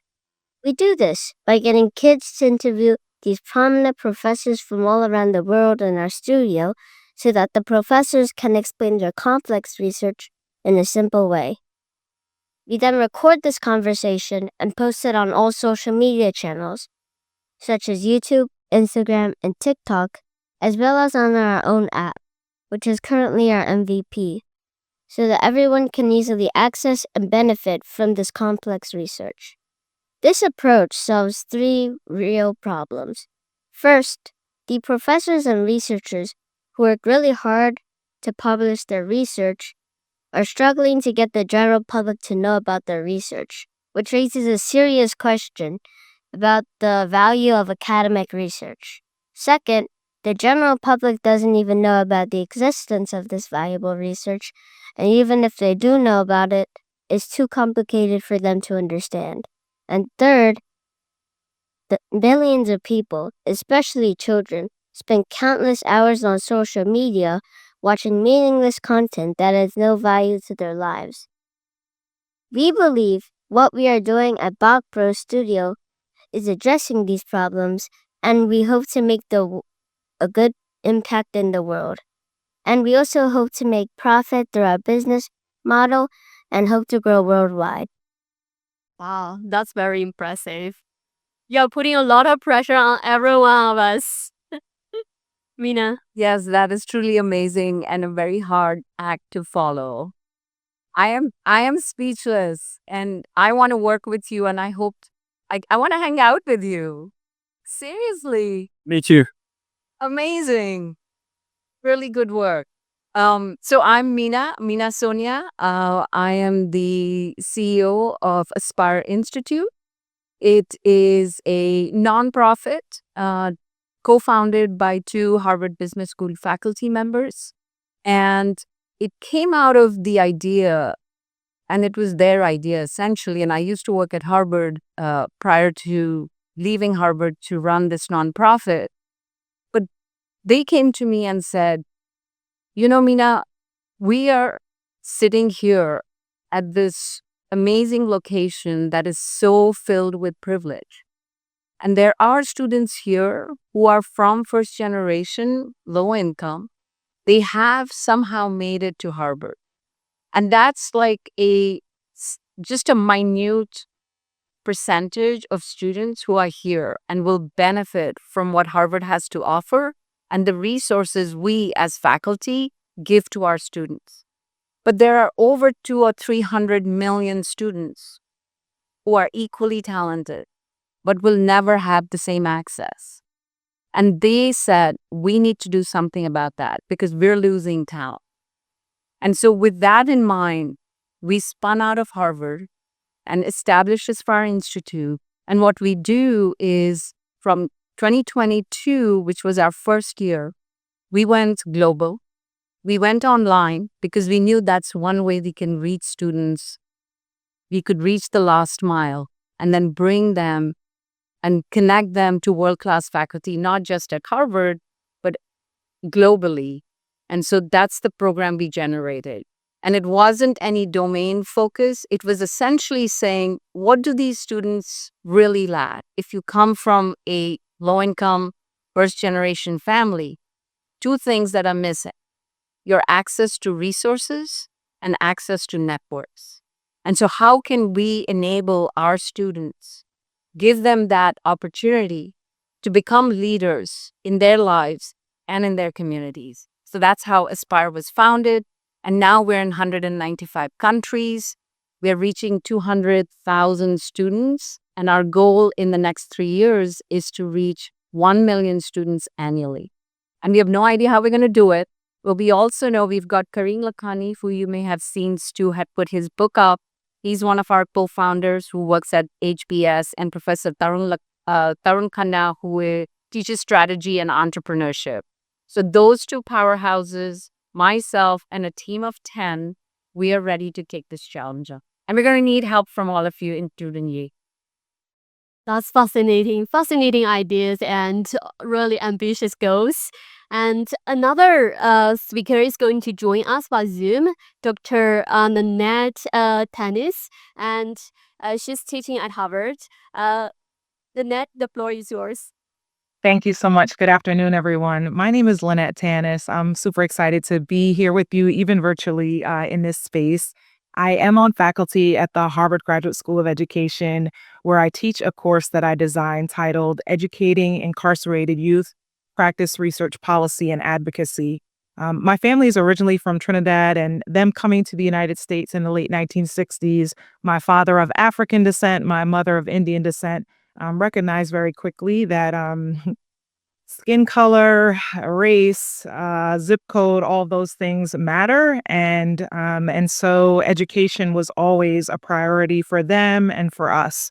And so growing up, for me, I knew that I always wanted to be a teacher because I experienced school in private schools with folks who didn't look like me, and recognized that the expectations really differ depending on where a person lived or the access that they had. And so it was interesting that I served in multiple capacities as teacher, school leader, district administrator, all of that. And it was in 2009, when I was accepted to Harvard to work on my doctorate, that I started thinking about children that we don't see every day, and thinking about our incarcerated youth population. And what does their education look like? How are principals and teachers being trained and supported to be their very best to help our arguably most marginalized population? And I realized even then a grave injustice continues to exist. And so for me, it is my goal, for sure, my hope is that every child, whether free or incarcerated, will receive the high quality education they deserve. And definitely AI continues to have some very promising elements to help make this sort of smoother, easier, better, smarter. And so I'm just looking forward to having this conversation with you all today. Thank you. Thank you all for the introduction. I think every one of us are now so curious about like more details about what you guys are doing, and more your insights about like how AI is going to disrupt the education industry. Lynette, maybe we can start with you, and based on your teaching experience at Harvard, like how do you say like AI is going to change the traditional education models, and what are the potential challenges and opportunities brought by generative AI? Because we just heard a keynote speech, and we have like heated discussion on campus about how to use chatbot, how to use ChatGPT like AI services. Of course, some courses, they really welcome students to use AI, but in some courses, the teachers may not say it as that useful. So I really want to see your insights based on your experience. Sure. Thank you. I feel like Stu did an exceptional job of sort of covering that piece. I guess I'll further contribute. Part of the other work that I do also is supporting like school leaders, district, state leaders, etc. And I would say, for sure, especially within the last year or two, some extremely innovative school systems, charter management companies, etc., have really utilized AI to um, get even more in depth in terms of like feedback and support to school leaders and to teachers. One area when you speak with educators nationwide, across the board, for the most part, a common theme is they don't receive enough feedback, or like folks aren't really coming into their classrooms necessarily. That's not the case. There are some like really, really great things happening in some places, but for the most part, we're not providing our young people, our learners, with important feedback to help them grow and develop. And it's kind of like the same way. I think of the title, if you don't feed the teachers, they'll eat the children, right? It's the same way. Like if people are not properly fed and given that feedback, how do they grow and improve? And so one way, for example, with AI, is we developed focus groups for students, for families, for staff, as a way to give feedback to the school leaders, in addition to just sort of their regular self assessment for their evaluation tool. And to be able to feed that in and to have AI actually, the chatbot, share out the feedback, of course, has to be, read through and all of that. But that has exponentially changed, even just time wise, what folks are now able to do. And so, in the same way, teachers have incorporated that with feedback to students. And so, things that used to take a lot of time and like I would say overall people had the heart for. No, we know it's important, but it's like, there's so much I have to do. Providing that feedback has been really helpful. And then secondly, and again, this is also something Stu mentioned, but I'll just mention as well, is just in terms of the creative piece, like you don't have to be, even if you're planning on a team, the fact that you can have that expertise in terms of creating even more engaging lessons and more relevant lessons that meet standards and also meet our human sort of nature to be engaged. I think those are two really important ways that has helped significantly propel some school districts and spaces. Thanks, Lynette, for sharing your perspective. Well, I know your platforms cooperate with so many different universities across the world, including Harvard. Harvard is also one of your clients. I want to ask you, how do you say like AI has changed like schools, and how AI has changed universities, and how AI has changed students to interact on your platforms? Thank you. So I will provide some learnings, findings from what as edtech company vendors' point of view.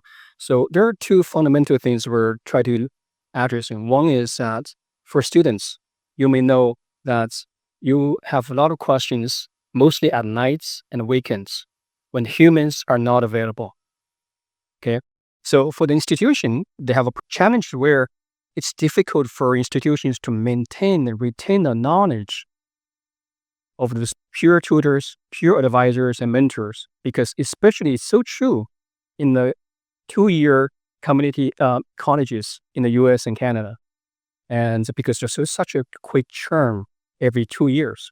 So based on those two foundational challenges we've seen, we introduced AI tutor for students, and AI co-pilot for faculty and educators.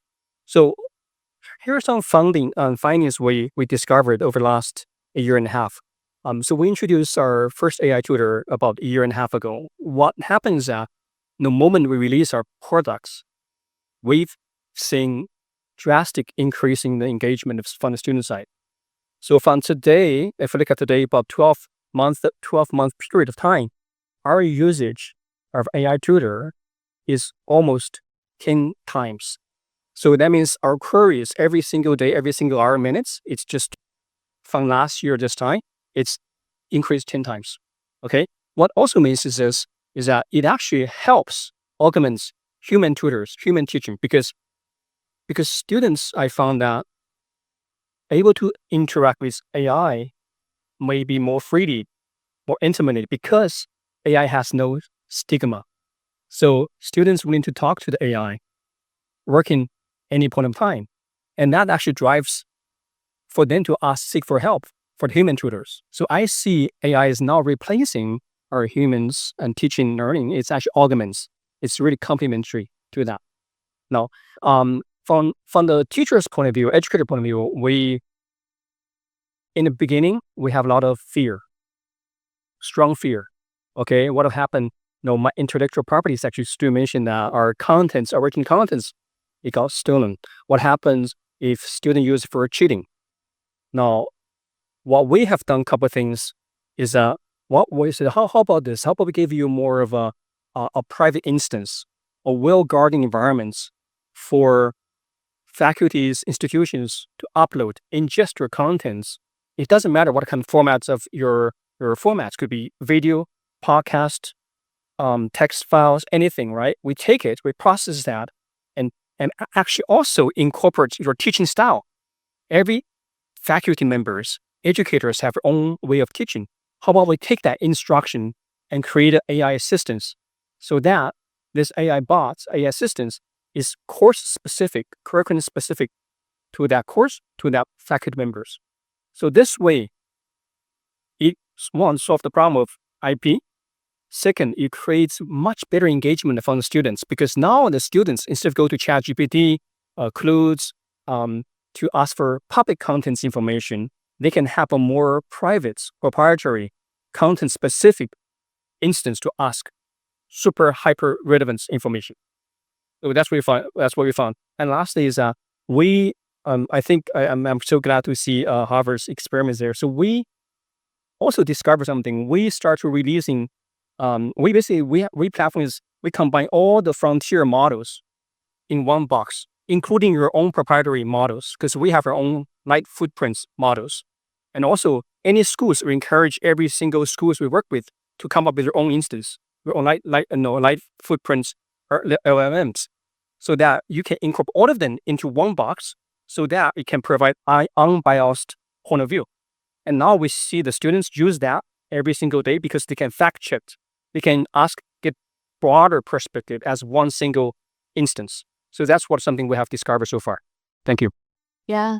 Twitter bot, that's really the future. I really wish I have a Twitter bot when I was in college. I should have done much better with that.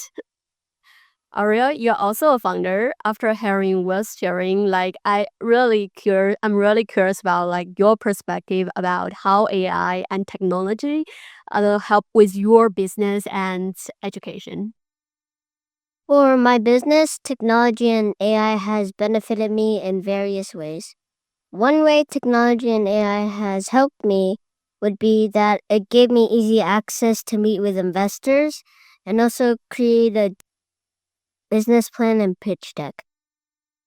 AI is developing so fast that all I had to do was just ask AI, such as ChatGPT, to give me a detailed outline of a business plan, copy that into another AI platform, such as presentation.ai, and then the AI will just give me a detailed pitch deck.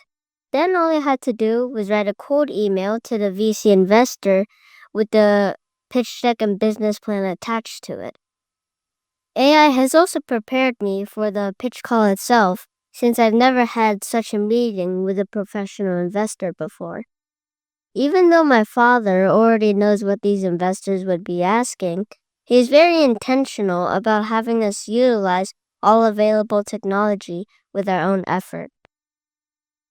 In that sense, AI has been an amazing tool for us to educate ourselves in all sorts of areas we didn't even know existed before.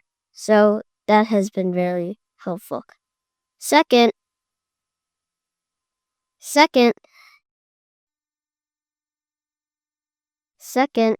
it helps me run my business very well, because a key part of our business is to ask professors or researchers about their research, but we have never had such a learning experience on topics such as single-cell genomics, applied mathematics, or political theory. So AI has been very helpful in drafting interview questions to ask professors, which makes the whole conversation more exciting. Also, It is also fun to watch these world-renowned professors sweating, trying to explain their complex research in a simple way, because our questions are very well-pointed and challenging questions. Last but not least, I also use technology in my own studies. I use several technology tools, such as Google Classroom for School, online courses through Center for Talented Youth at Johns Hopkins University, on Khan Academy's Conmingo for online tutoring, and test preps offered online. I also play chess online and even make music with my computer, which is also cool. Wow. I think I really got lag behind. I didn't know I can use AI to write in investment pitch. I think so many of the potential AI founders can really get a lot from your tips. This will save them big time. And Mina, I'm also curious about all your experience and what you are doing, what you guys are using AI at aspirational institution. And especially, I think education equality is really important for the development of the world. Thank you for that. So as I was mentioning, we are trying to reach students in the last mile, and using sort of digital technology is going to be super important. Just to give a background on what the program itself is, it's a 9-week online program on leadership skills. So the idea is we identify these students anywhere in the world. It's essentially they get to learn how to learn, and it raises their self-confidence. We connect them on a global platform. So now they are having opportunity for peer-to-peer learning. So someone from Mozambique may be in a Discord server, which is part of our program, with someone from Argentina, maybe Dhaka, and Malaysia. And we give them prompts. So they watch certain videos that our faculty have designed. One session is around your own personal development. We use the Big 5 personality test, where students take 120 questions or so. Then they get a sense of what their personality is. Are you an introvert? Are you an extrovert? What are your strengths? The second piece is we've got the Harvard Business School Career Services. They designed 3 videos for our students. One, how to write a resume. The second, how do you prepare for a job interview? And third is how do you network? And when the students watch these videos, there are prompts. Then they're supposed to answer those questions and then come into Discord rooms where we take these large numbers of students, break them into 10, 15 groups, and they discuss and they talk to one another. So there's a lot of learning happening there. The second piece is synchronous master classes. And this is where our faculty, again, our program I failed to mention is free. So we don't charge anything to our students.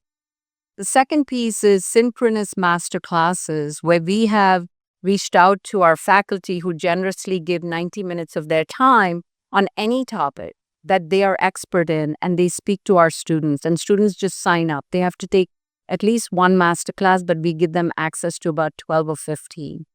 Once they complete that, they come to the final session of our program, which is the Aspire Horizons course designed and delivered by, again, 3 HBS professors, Professor Siddhan Neely, Tarun Khanna, and Karim Lakhani, where they each learn about leadership skills. And one is about your own, how do you as a leader function in your community, no matter where you are.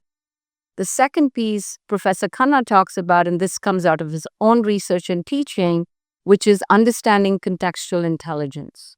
For you may be in India or you might be in Sao Paulo, and you have to understand if you're trying to identify a problem and come up with a solution, it's so important to know what your environment is. What is the institutional void that he talks about, which is what does the infrastructure look like? What are some of the socioeconomic conditions? Would they get to learn about that?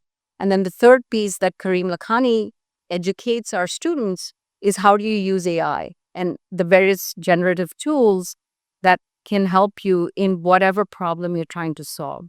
So that's the whole curriculum. So where we end up using, as I mentioned, over these last 3 years, we received 200,000 applications. Obviously, we cannot read them all. So we use a lot of machine learning to help us identify who really meets the basic criteria, which is, are you currently enrolled in college? Are you 18 to 29 years of age? And do you come from a low-income, first-generation family to go to college? Once you meet that criteria, you come into our program. So that's one way we use. And as I mentioned, when we give these students quizzes or assignments, we again use AI to help us identify how closely are they responding to the questions we've given them. And then the third thing we do is after they finish this basic Aspire Leaders program, we know that that's not enough. And we also know that they need to make a difference where they are. And we want to keep talent in their country. So what we do is we have what we call the extended leadership opportunities. And this is where students who complete all of the modules, we give them access to financial awards. So they can apply to us for small amounts of seed funding. And they will write a proposal that came out of the Aspire Horizons course. So again, we cannot read all. We got 5,000 applications and they're all requesting funds, and our funds can go all the way up to $6,000. So we use AI and we give it prompts, and then based on that, we grade it. And what it's essentially doing, we're not eliminating the human intervention, but what it's doing is sifting through all of the applications we get, and then limits the number of human or what we have to read by ourselves and then make the decision. So that's another way that they're using AI.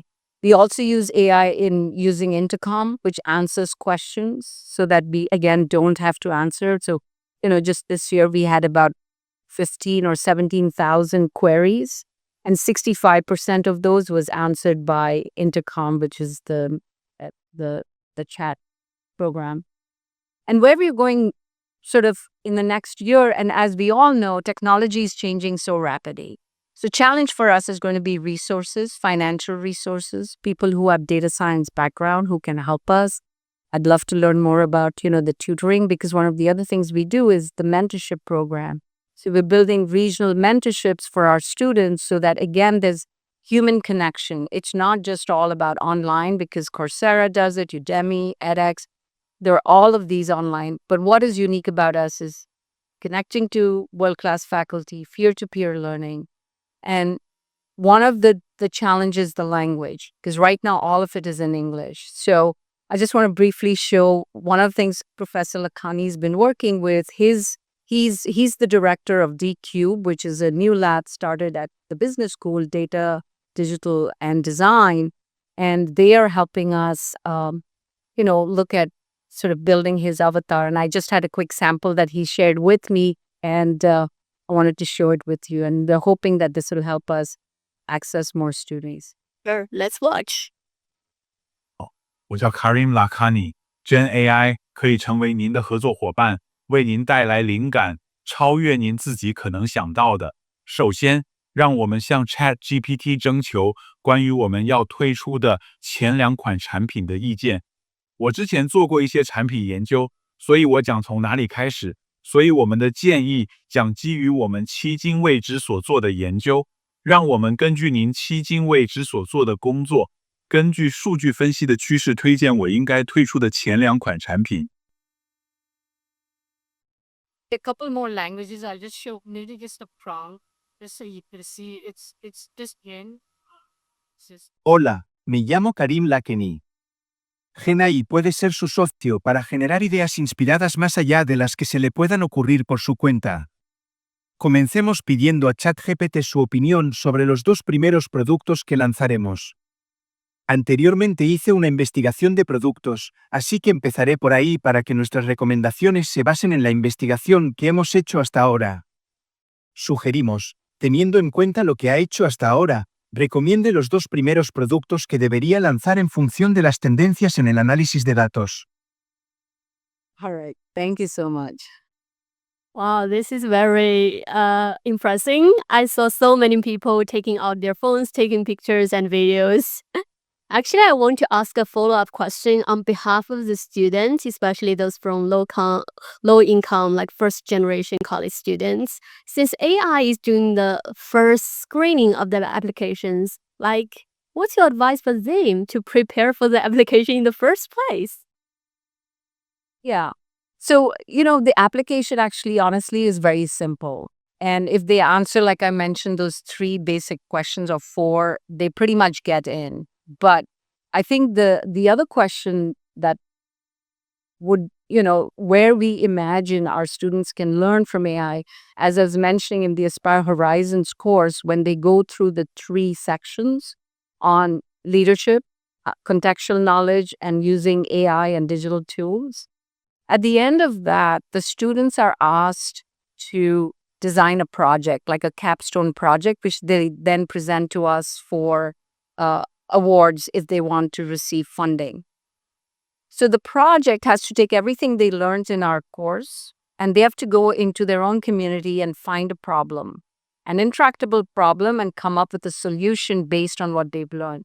And this is where, as you were talking about, using it for presentations, project proposals, they're in a way presenting it to us as investors into their project.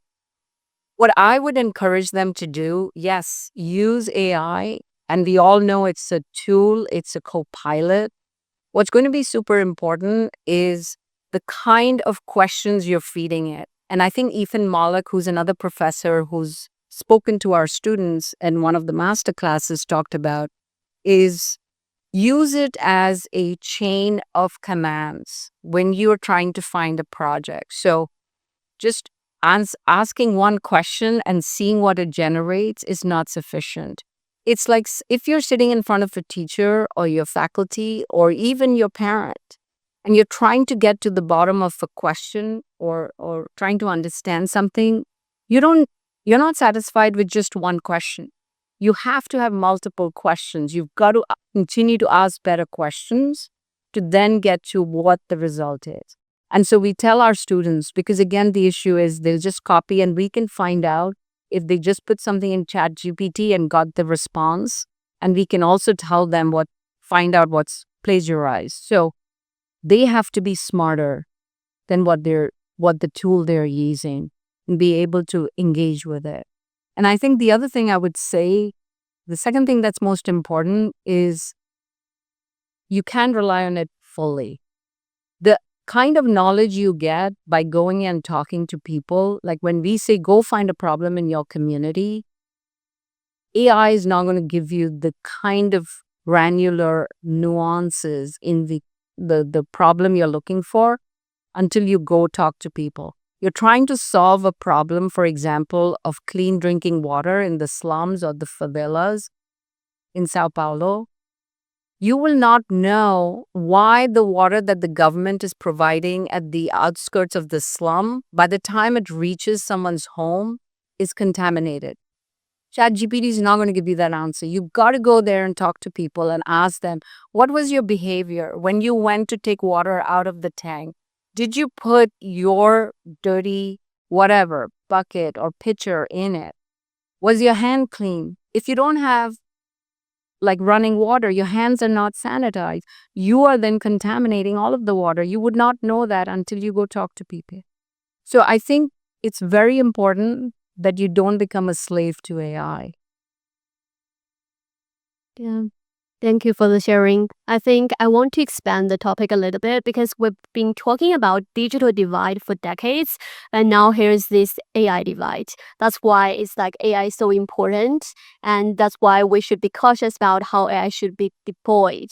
And since your companies are like having students who are like across the world, Lynette, you are also teaching students across the world, like can you guys share how AI can help like narrow the AI gap?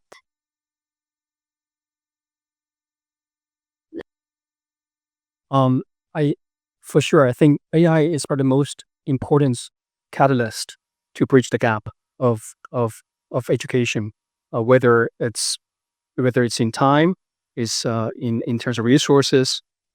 It's the real technology behind that. For example, now in our platform we have 6 students coming from 60 countries using our assistance on a daily basis. The reason they can do that is simply through the technology. Of course, the foundational model is the internet connectivities, right? And but after that, then those applications, and with our platform, each region of tutors and teachers can have their own regional specific contents in their learning environments. So that's one of the ways to deliver instance knowledge learning models instantaneously. So anybody can access those course specific contents, quizzes, assessment tools at their fingertip. So I think we've have this internet for many years. It's already changing again, but today with AI it's gonna 10x of this. Okay, and that this, because this thing is changing every day, every hour, and what's gonna change tomorrow, we don't even know. So I think this best way to equalize entire population of learning going forward. Yeah, for sure. Actually, I'm asking because I just read a World Bank report the other day. It actually said that 2/3 of the ChatGPT users are actually well-educated men. So I think with AI, there's definitely an imbalanced use of AI. Using that in the right way and using it in an inclusive way will definitely help us to build education landscape in a more effective way. So Lynette, if you want to join, please let me know. But Mina, Yes. if you, yeah, Thank feel you. free to Yeah, join. just to further contribute to what's been shared, I just think back to what Dr. King mentioned earlier, and then also what Mina shared in terms of the access piece. Um, you know, no matter how great and we've already expressed or experienced, even with our younger scholars here with us today, how important AI is. It's an incredible tool, and yet the divide will continue until we actually shift our belief on who has access, and if it truly is we all lives matter, which means every person, rural community within, again, typically marginalized populations, our incarcerated population and others. The tools are there, and as was just shared in terms of we don't even know perhaps what tomorrow will bring, but ensuring that everyone has that access, and I would say equal resources and support to further equip individuals, until that happens, for real, not by just people sort of talking about it or us saying, okay, well, additional monies has been there. Again, this is why the ACLU and other organizations have had to get involved to really push this. But until that happens, then there will, in the same way it's growing exponentially, the divide will continue to be an exponential divide. And so my hope is that, um, everyone will be able to tap in. And I mean, Mina just gave some realistic numbers of you have thousands of applicants who even know about this resource. And yet we know we have billions of folks out there who may not even be aware of or exposed to.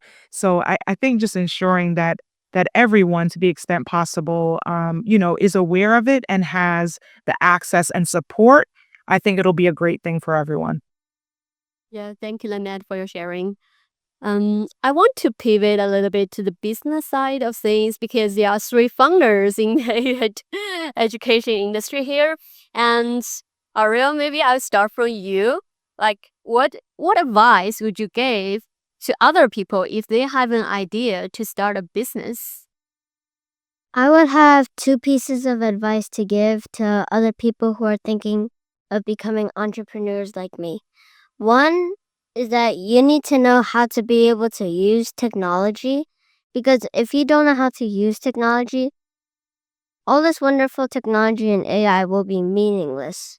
You would be struggling very hard to even come up with a business plan or pitch deck, or even be able to find a clear and steady way to make revenue. So that is definitely one piece of advice I would give. A second piece of advice would be to always have growth mindset and grit, because these are famous concepts developed by Carol Dweck at the Stanford University and Angela Duckworth at the University of Pennsylvania. These concepts came in really handy every time I get rejection emails from investors or when professors decline to meet with me. I was at first a little disappointed, and I almost took it as a sign that I might fail. But I just kept trying and trying until I got a positive response and kept building on it. As a result, I even have some VCs who are interested in investing about $1 million in me. Cool. Will, do you have any comment on that? I have to learn from Ariel now. It's my new mentor, tutor. Yeah, because so many people might see the opportunities in AI, especially in the education industry, just like Matt shared earlier about the using gamification to promote engagement in AI. Like if there's other like potential entrepreneurs here and they want to get advice into AI education entrepreneurship, like what's your like maybe 1 or 2 line advice to them? I think I would say AI is here to stay, and we need to look at the positive sides.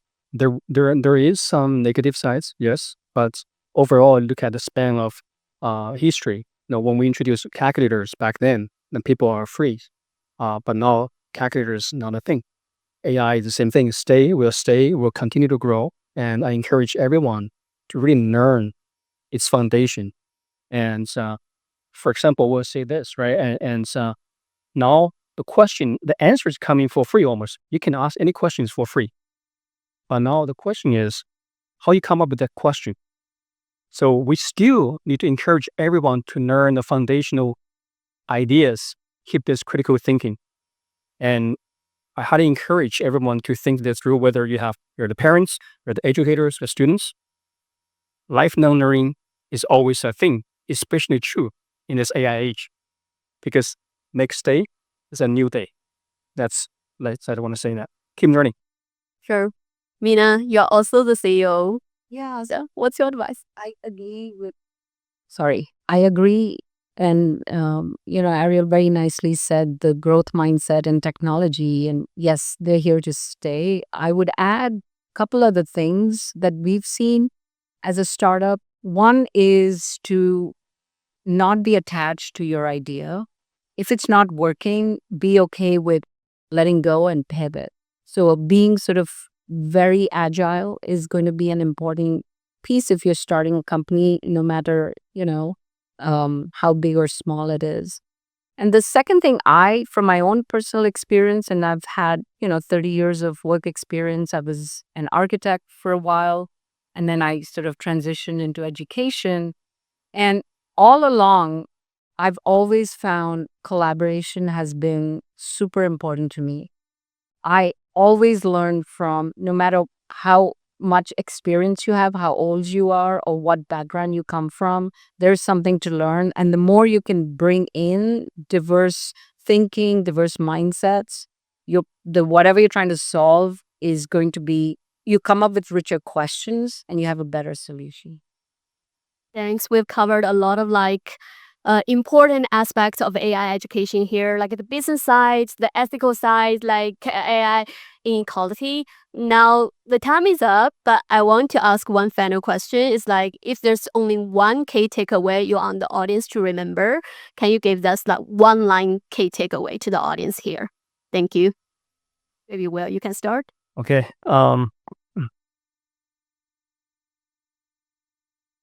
Embrace AI and let it be the left and right rings. Okay, and it will help you in any shape or form in the future. Ariel?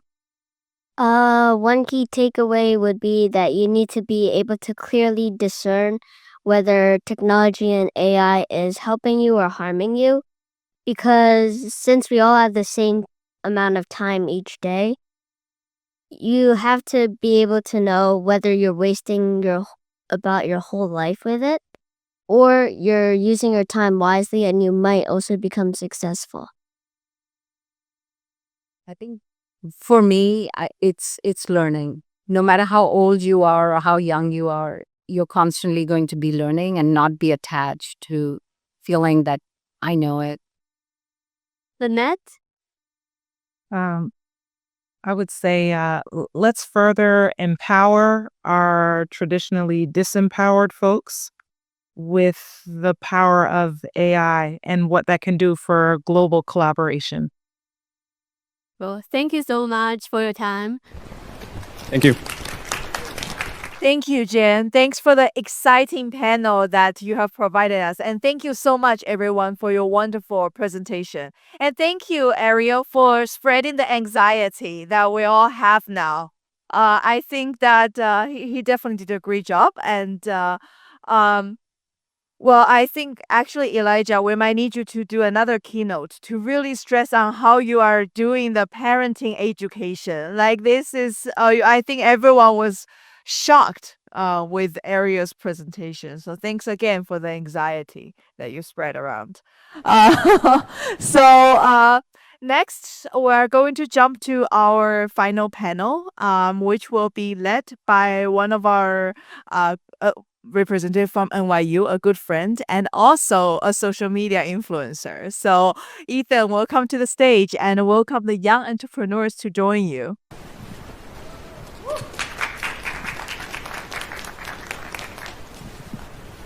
All right, hello everyone. My name is Ethan, and I just graduated from NYU. And I'm also a young leader for FWE, and I will be hosting this panel too, focused on younger generation leaders together with their thoughts on AI and innovation. So now let's welcome our speakers. So I want to start off by thanking everyone for being here. It's been a long day, but it's a very interesting panel around education.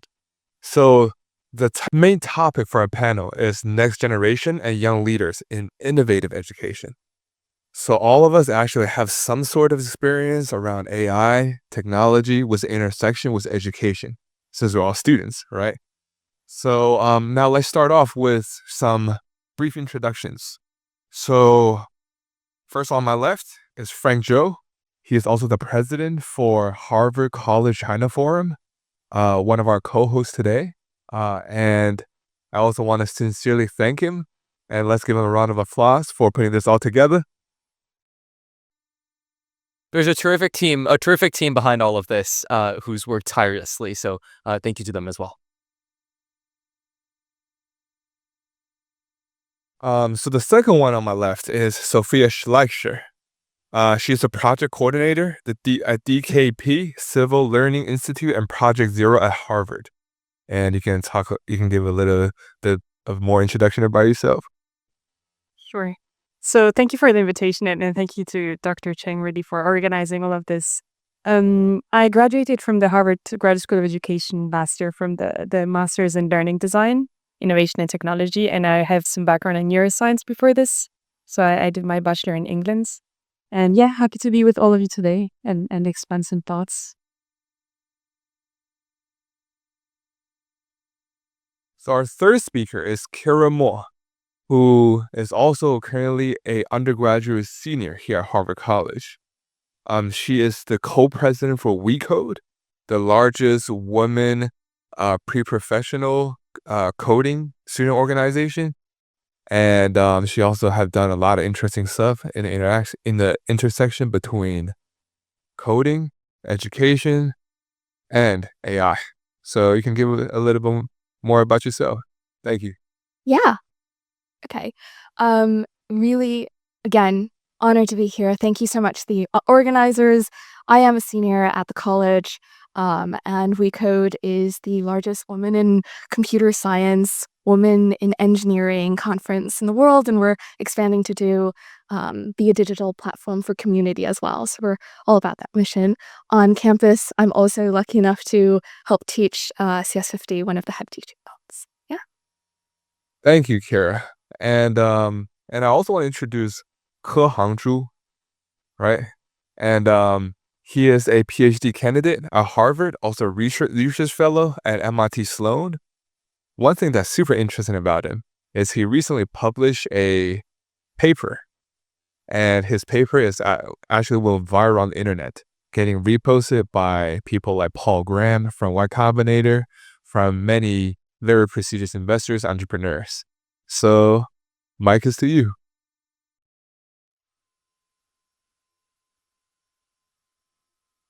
Thank you. Thank you, Ethan, for the kind introduction, and thanks for the organizer of this amazing conference. So my name is Kei Hang, and I'm a PhD candidate in Harvard, and my major is physics and computer science. And also I'm a research fellow in MIT Sloan Business School. And so thanks, Ethan, for mentioning that.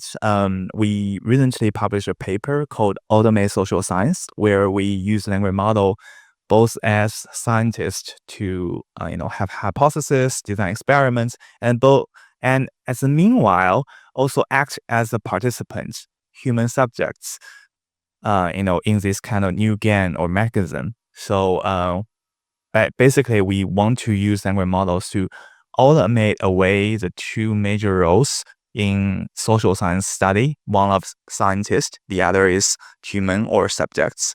And this, as Ethan said, is a major hit, and we're glad to just introduce it to you, hopefully today. Awesome, thank you. And lastly is Frank, and I want to give the mic back to him to talk a little bit more about himself. Thank you so much. It's been such fun putting together the event today with support from Forum for Education and the Bach Family Foundation and Trust. So thank you so much for joining us. The Harvard College China Forum is the world's largest student-run conference focused on China and U.S.-China relations. We're hosted on Harvard's campus every April, and it's our pleasure to be able to support and co-host this event today. On campus, in addition to the work that I do with the China Forum, I'm also the digital strategist for the Harvard Crimson, which is our student newspaper and the oldest collegiate student newspaper in the United States. I lead our audience engagement, social media, and newsletter teams. We have a following of about 180,000 across all platforms, and receive about 18 million site visits a year. So a lot of that is the sort of digital front of how do we manage all of that and how do we continue to grow it in a world that is increasingly AI driven. Thank you, Frank. We have some wonderful young leaders here on our panel, and I can't wait to start it. So let me see a quick show of hands. How many people in this room have studied abroad or in a totally different culture other than the United States in the past? It's almost everyone. Yes, almost like everyone. Awesome. Then we'll make this panel actually very interactive, because we're going to start by talking about the past experiences, because all of our panelists actually have some sort of intercultural, cross-cultural, or international experiences. So let's start with our first question for Sophia. You actually have a very interesting experience to not only study, but to teach in China. So how does that shape your perspective, your learning, as well as how does it sort of shape your ideologies? Well, thank you for your question, first of all. I think that actually my passion for cross-cultural education has risen from a certain sense of frustration at the beginning. I was introduced to different cultures and taught about different countries in high school. But I had the sense that it was introduced through a certain lens and integrating a certain degree of biases and of stereotypes. And I think that coupled to that, my trait of character of constantly seeking for contradictory evidence, this brought me to really want to explore and deeply understand a culture that I knew nothing else about than what I thought were stereotypes. And so when I finished high school, I was 17 and decided to devote some time to travel to China, as you were mentioning, Ethan. And I went there to teach ballet in a primary school. And during that time, I was really focused on being completely immersed in the culture. So experiencing it more than analyzing it or observing it from the outside. So I was living with a Chinese family who was not speaking a word of English, and I was not speaking a word of Chinese at the beginning. So it was very interesting. And I was teaching in this primary school, so surrounded by Chinese colleagues and teaching to Chinese students. So it was really this intention to be completely immersed in the culture. And when I look back at it through the lens of the work I'm doing now on global competence, I actually believe that it's this opportunity of investigating and appreciating a culture from the inside and from the eyes of the people who embody each culture that really not only allowed me to create very strong bonds with the local community, but also to create a more authentic understanding, I believe, of the culture and of the customs there. And so I believe that actually it embraces also very much what Matt was saying at the very beginning of the conference. This own experience and this own cross-cultural bonds I created then shaped my passion and my work now in global competence.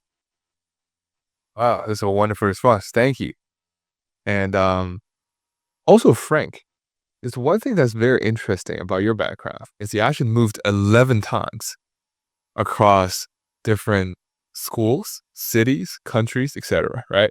And you also have spent time in both the public and private school education system. So can you talk a little bit more about how has this like bicultural and multilateral education experience shaped your perspective on education innovation? Of course, as you can imagine, most of my childhood and young adult life was spent with more cardboard boxes in our rooms than actual mattresses. So, it's very much, the moving has its pluses and minuses.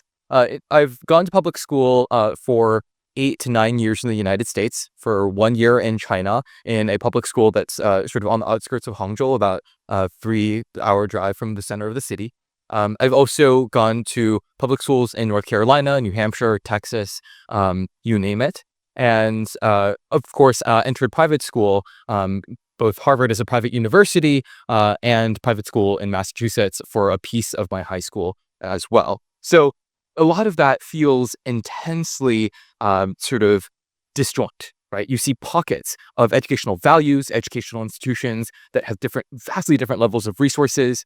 I remember being a 10th grader at a private school, newly in the private school system, and watching back to a school board meeting at my school district in New Hampshire, and seeing very much my principal, who I had treated as a figure of authority, on the verge of tears as he was advocating for teachers to be able to, one, retain them, and two, teach with digital learning tools and digital textbooks that they desperately needed, right? And I was sitting there at a high school that had 200 electives, that had $1 billion endowments, and that was a world away from a school that I just attended just the year prior.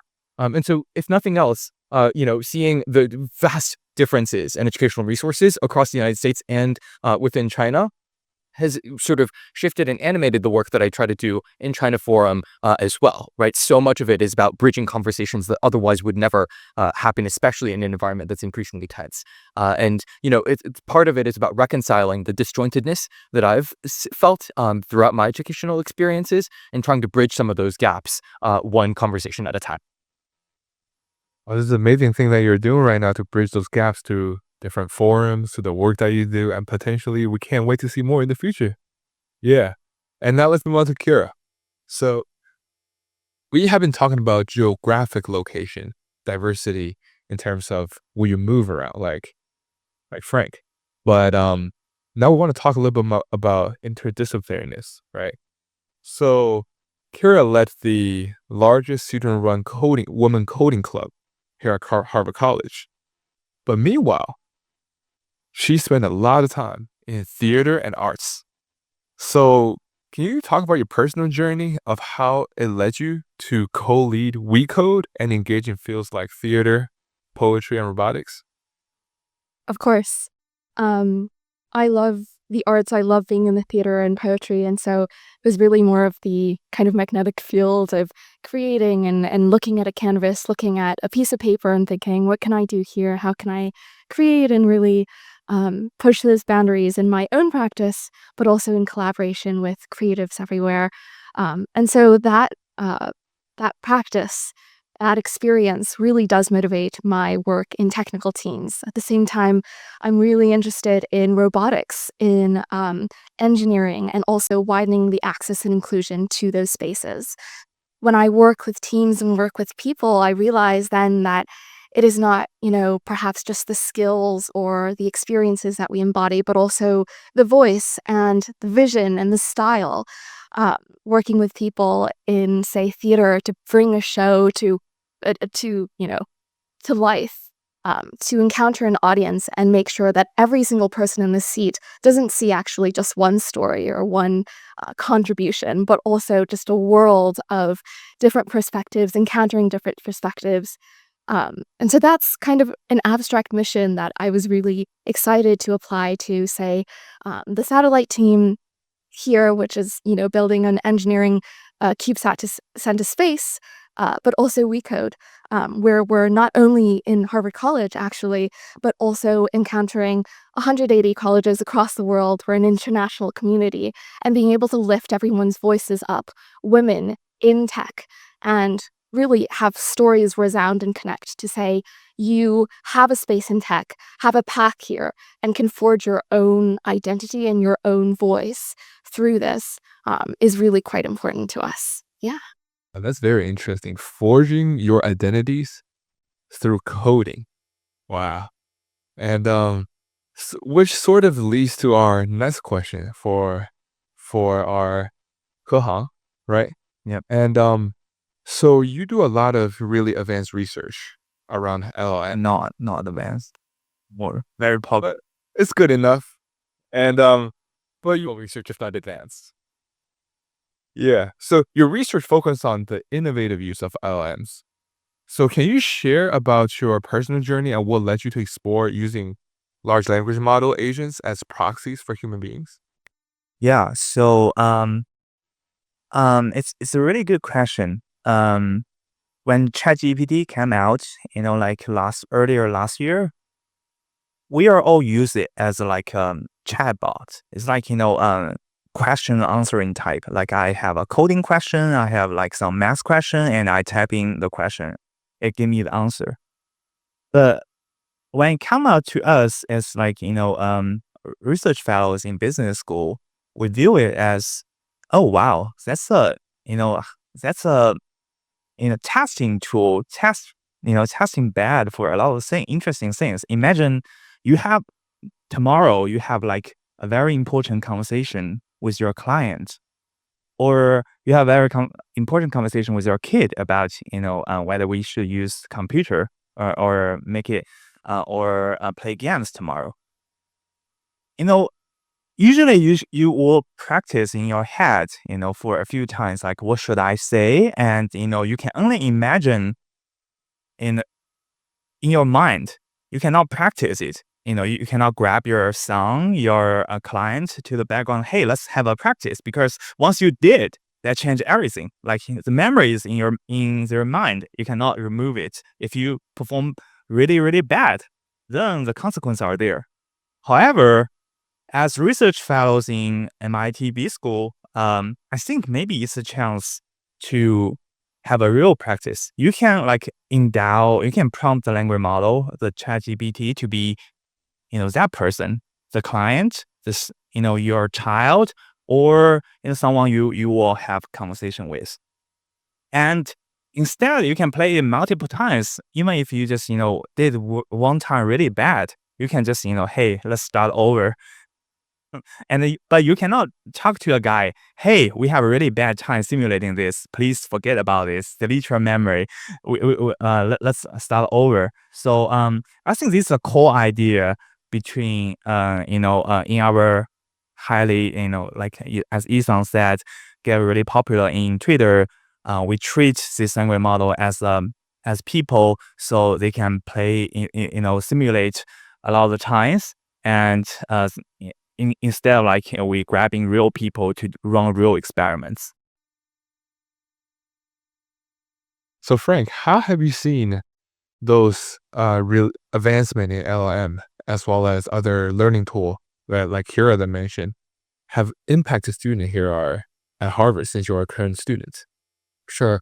I mean, AI integration has cut up and down our curriculum and, both into my personal life and in terms of my school life. For one thing, half of the people that I live with right now are, doing LLM research. I study the humanities and I'm in a blocking group that is very much interested in artificial intelligence. But we also see this throughout the curriculum. Every Harvard undergraduate student needs to take some variant of an expository writing course that treats you to understanding the basics of academic writing. And one of the most popular courses within that structure is XPOS 20.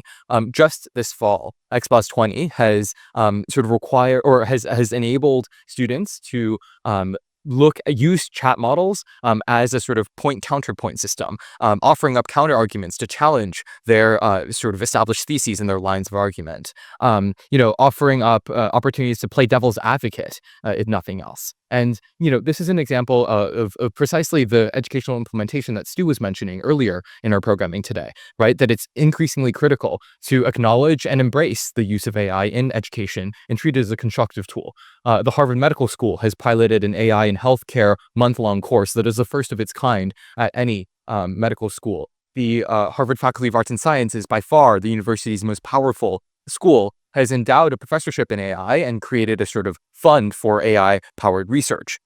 You see the university taking dramatic steps to do this, and you see student newspapers like the Harvard Crimson that are sort of following this at every step of the way, reporting on it and sort of keeping track of how we're moving forth in the world. So much of the work that Harvard is doing nowadays is heavily focused on how do we bridge the gap and the sort of lack of educational opportunities there. And much of the work that we continue to watch is the university investing ever more money, resources, time, and personnel into doing just that. So it manifests not just in our baseline courses, but also in the research that students will self-select to do, and also in the sort of types of conversations that you hear in a software around campus. AI is everywhere, and we feel it at an intensely academically researched level. We feel it, in conversations with our dorm mates before bed, and we hear it in our classrooms every day. It seems like AI is a fantastic tool to not only improve education, but also brings education equality as well as high quality education to previously uncovered areas, right? Which sort of leads to my next question to Sophia. So what innovative approach have you seen or implemented that enhance learning experiences on a global scale? Well, I think the fascinating but also quite worrying fact is that global education, it's not a new construct. I mean, it has been around since the 50s with the aim to reform education beyond the national boundaries with the national and worldwide tensions at that time. But I mean, it really is nothing new as a concept, but the opportunities to address it, of course, have been developed immensely with the rise of new technologies and of new pedagogical tools. I think what is important is also to frame what global education is and what's global competence is. And I always like to use the framework used by the Asia Society, which defines a global competence as appreciation for diversity, cultural understanding, global knowledge, and global engagement.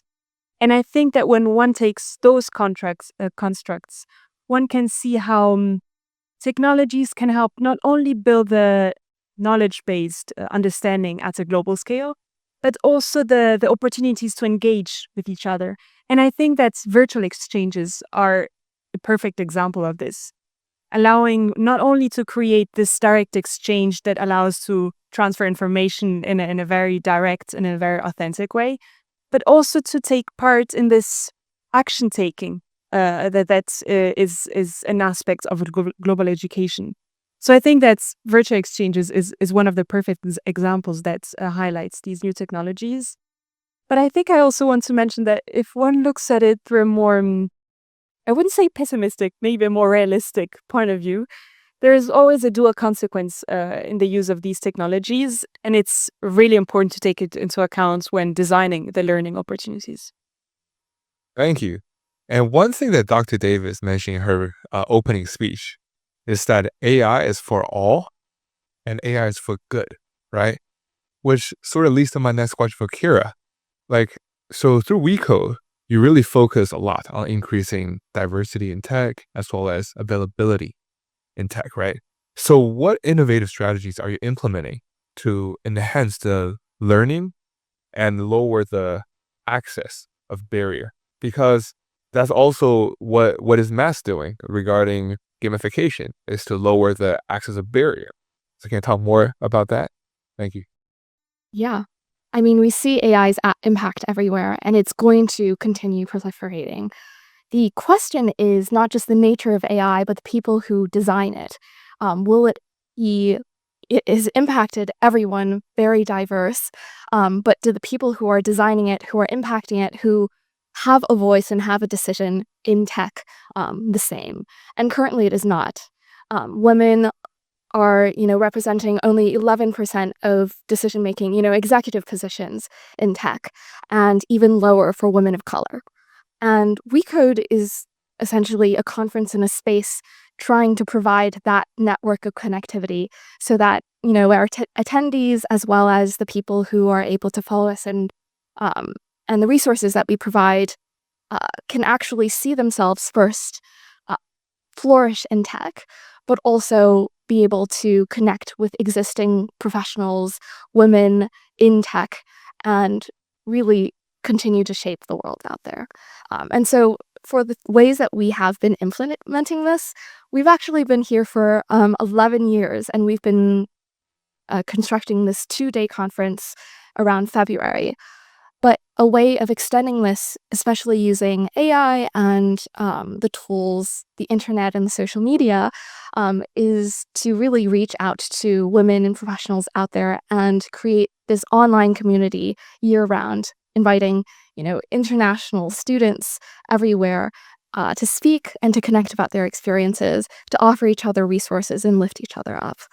So that'll be, we're launching like podcasts as well as a lot of resources online, as well as like open and more barrier, essentially like lowering the barrier for our virtual offerings as well. Yeah. Yeah, thank you. And Kehang, in your view, what are the innovative use of language model that could transform education beyond their current role as just assistant as well as the interactive practice agents? Oh yeah. It's a very good question. So I mean, I think the vice president of Harvard showed a lot of use case. As we see previously, like how ChatGPT or these language models help Harvard students. It's basically building a lot of assistants answering questions, and it can be personalized. That's definitely one big usage. A lot of Harvard courses are adopting that. But one of the things I'm interested in is how to create like a interactive learning environment for students, because a lot of experience lessons comes from people's feedback, in the interplay between peoples. And that's why you can take a lot of free courses in Coursera, like about coding, about this kind of knowledge, but you cannot take business school courses like negotiation, free. You're gonna pay several $1,000s to attend some business school. And once you check open online, you can find out there's not very much free resources on business school courses.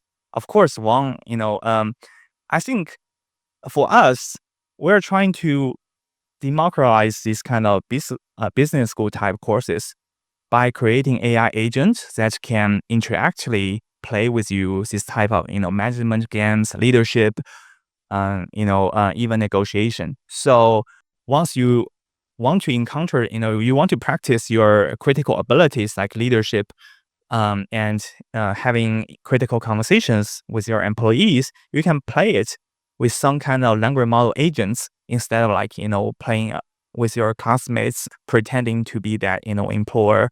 So my viewpoint is really like taking language model agents, playing some kind of roles. This can be huge. And after playing that kind of role, you can get feedbacks, real-time feedbacks from this, instead of like people giving you a report and you have to read it, digest yourself. Thank you. And one thing that we are all worried about AI is that it may be dangerous because a lot of it really depends on the input together with availability, right? So Sophia, you mentioned the dual consequence of AI in education. So how do you think we can navigate the balance between its benefits and potential downsides? Yeah, well, I think that humans have always been better at inventing new tools than at using them wisely. But never before had it had such dire consequences on the real world.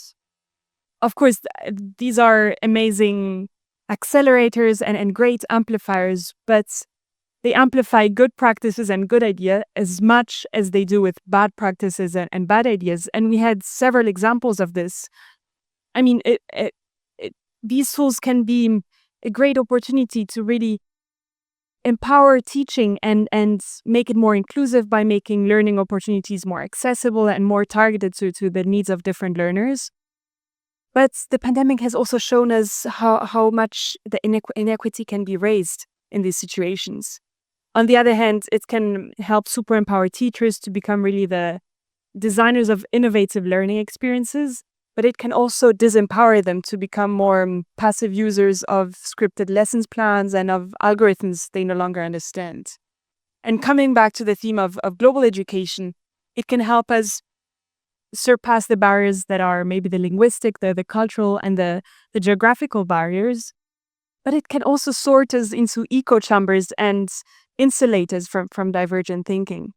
So in that sense, I think it's really important that these tools are used with ethical and guidelines of safety, equity, and trust, and that we embrace these tools as transformative forces, yes, but also keeping in mind the human values that are so critical in the educational sphere, as well as the sensitivities and pedagogies that have been developed.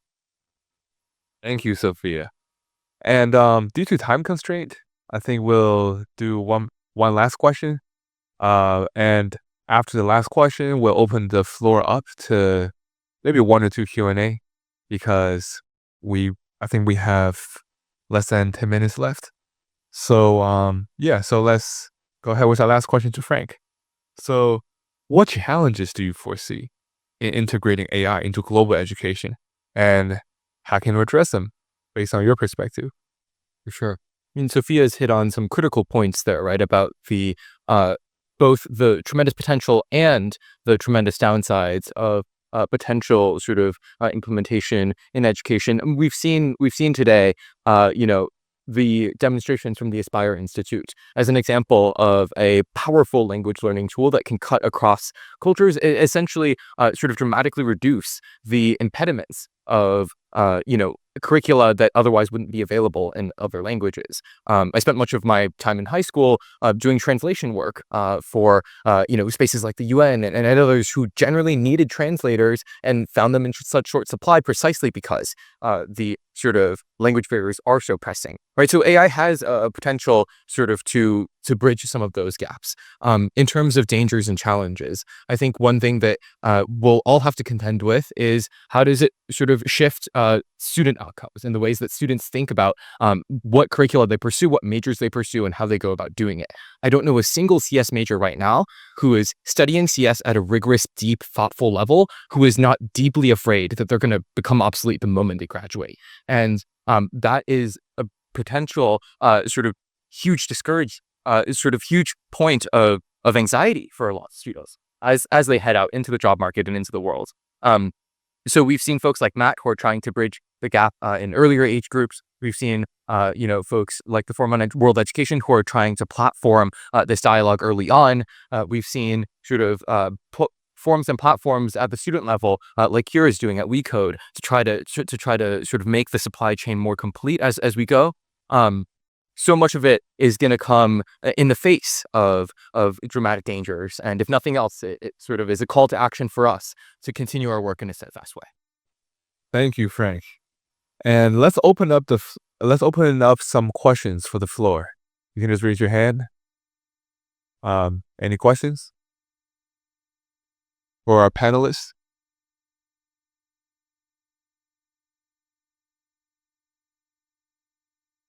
All right, I'll pass the mic.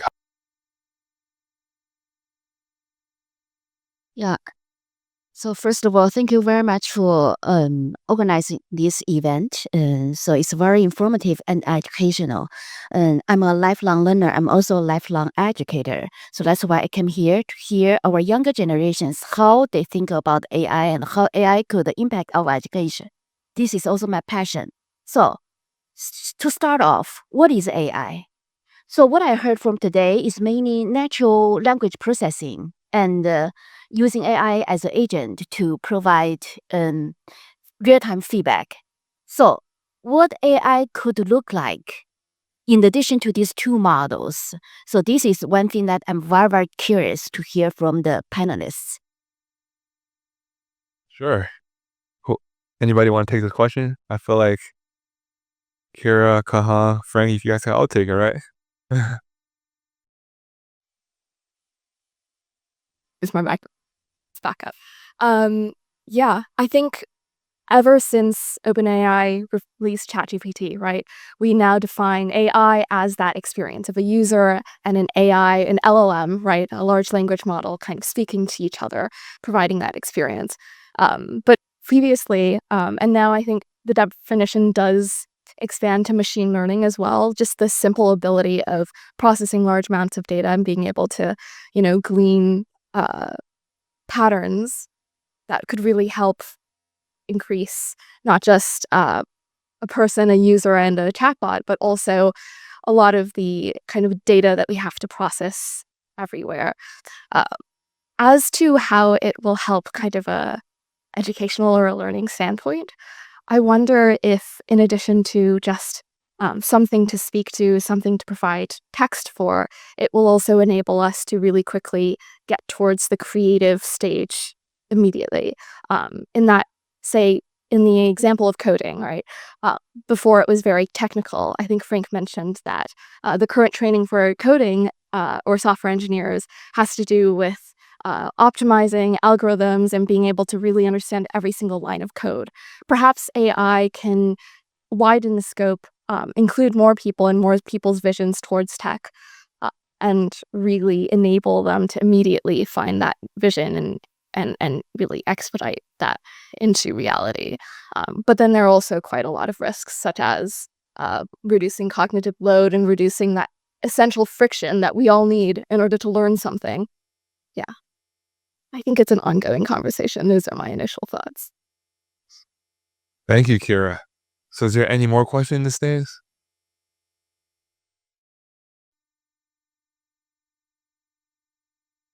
This is a question to Sophia. How do you envision global collaboration shaping the future of education in the context of AI advancement? Well, I think that first of all, if it's considered with ethical guidelines once again and standards of equity, trust, and safety, these three parts, I think that it can be a huge way to really surpass the boundaries that may be linguistic, geographical, and also monetary boundaries and barriers that are present to the establishment of global education. I also believe that actually global doesn't need to be to the other side of the globe. I mean, it can be at a very local level, and it can be intercultural within the interpersonal relationships. It can be global within the local dynamics and the local impacts. So maybe also viewing innovation within the local to allow the global could be a way to reshape and to facilitate implementation of global education. Thank you. Thank you, Sophia. I think we're running out of time, but I want to thank our panelists for this amazing panel, for sharing your perspective from the young leaders' perspective, as well as from current students. And as Dr. Davis said, AI is for all and AI is for good. So AI can be a very, very powerful tool if you use it correctly. And the right way to do it is actually to learn about science and technology, because AI is born from science and technology. So if we can get that perspective, we can really integrate and to understand its potential, both the downside and the good side, and how to maximize it as well as how to fully utilize it to maximize our own usage efficiency. Like what our youngest panelist said, right? We should use it as a tool to help ourselves. So this concludes our second panel. And I also want to give a big round of applause not only for our panelists, but also for our audience. And we're going to pass the mic back to Angel, our main moderator. Thank you.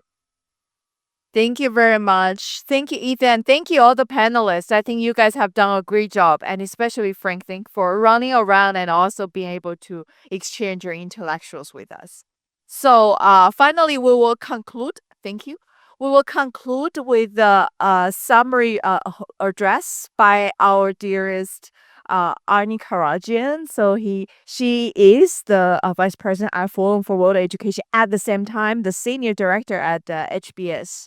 So Arnie, the floor is yours. Now you need to address to our audience of this amazing. Thank you, Angel. Hi, everyone. My name is Ani Karajan, and I think I have the most difficult job in 5 minutes capturing all the learnings that we heard today. But as I think about the presenters, the panelists, one thing that really, really is resonating with me today, which is AI is important, education is important, because we all know that today's students will drive tomorrow's economy. The health of the economy will depend on the generation that is studying. What can we do in our organizations such as FWE or at our university or our companies to enable our students to thrive and for education to be relevant? So I think when we step away from tonight, this afternoon, we should focus on human-centric AI education. I think we have to remember that we as human beings have a role to play. Machine learning is key. It will enable us deeper, further, faster. But at the end of the day, we're teaching students. We are teaching executives. We are driving our future economies. What takeaway you each have is key. And I'm sure it's very different depending on where you are sitting. If you're starting a company, you need different skills. But when you ask entrepreneurs what they need a team that can work together, that can collaborate, that can create, collaborate, and enable each other. Yes, we have the technology, and we will embrace it in the US and other developed economies. But when we heard Nina talking about making education accessible, I've got news for all of you. If you're sitting in Africa and you don't have power, unless you have solar panels, you don't have access to AI technology and education that is so readily available to all of us. As we pause, reflect, one of the questions I like to ask each of you is, what will you do to enable others leveraging AI, leveraging our schools, and leveraging our resources? Having the resources we heard about today is a gift. How do you pay it forward? Because when we educate one, we lift more than one. And go back to the basics. We've all been enamored with ChatGPT since it launched. We've all embraced it. But many of you in this room will tell me machine learning and this technology has been readily available. and it took just Chat GPT to make all of us sit up straight and say, yeah, this is important. But with AI, with all the technology, there is the positive side and there's the dark side. And we need to be able to decipher what is AI for good and what it is not. So I leave you with no answers. I think we all need to remain curious. We need to enable our students at every level. At every level, we need to be curious, lifelong learners. And if we are privileged enough to be sitting here at Harvard or Penn or any other top tier university, or sitting at companies that have the ability to lift their local communities, I challenge you to find ways to do that. Because together, we're going to make a difference. Together, technology could help us. But just don't think about self, lift more than what you see in your immediate radar. So for us, the takeaway, really basic. Education is key. We can change people's lives. Technology is a facilitator, and you all hold the power to that. So start a company, but don't think about how to make a lot of money with that company, but think about how much good you do. If you do good for community and your neighbors, you're going to do very well in the company. So challenge yourself to push, challenge yourself to explore what, if we have the resources here, is there a community nearby, let's say in Cambridge, that is not doing well, that you can help? That's the challenge that I would like to put for all of us in this room. You are very well placed if you're sitting here, but what can you do with the resources that we have, with the AI capabilities and the platform for content that Mina talked about? All of us can access content because we have the basics. Please think about ways how you can lift others in the community. Because at Forum for World Education, we know we need to do things to lift society. We need to enable our students across the globe. And my challenge question to you is, what are you going to do to help us to do that? Leverage your passion. If you have knowledge and you can transfer that, do that. If you can join any of, WeCode, any of these organizations to support them, please do. Because again, education, we've all benefited. If we came from abroad, we benefited from the access to technology and education. Pay it forward is my message. I want to thank all of you for coming. I know it's a long afternoon, but you're all amazing. Thanks for supporting us, and stay in touch. And if you'd like to help us at Forum for World Education to have more impact, please get in touch and help us out. So thank you all. Thanks. Thank you, Arnie, again. And thanks again to all the audience. I'm sure this is a great summary. And thank you again all for participating today. We hope that it has been an inspiring afternoon and also a little bit of pressure because, we see how the younger generation is catching up. So work harder, everyone. All right. Thank you again for participating. And welcome to see you again at Harvard at Forum for World Education.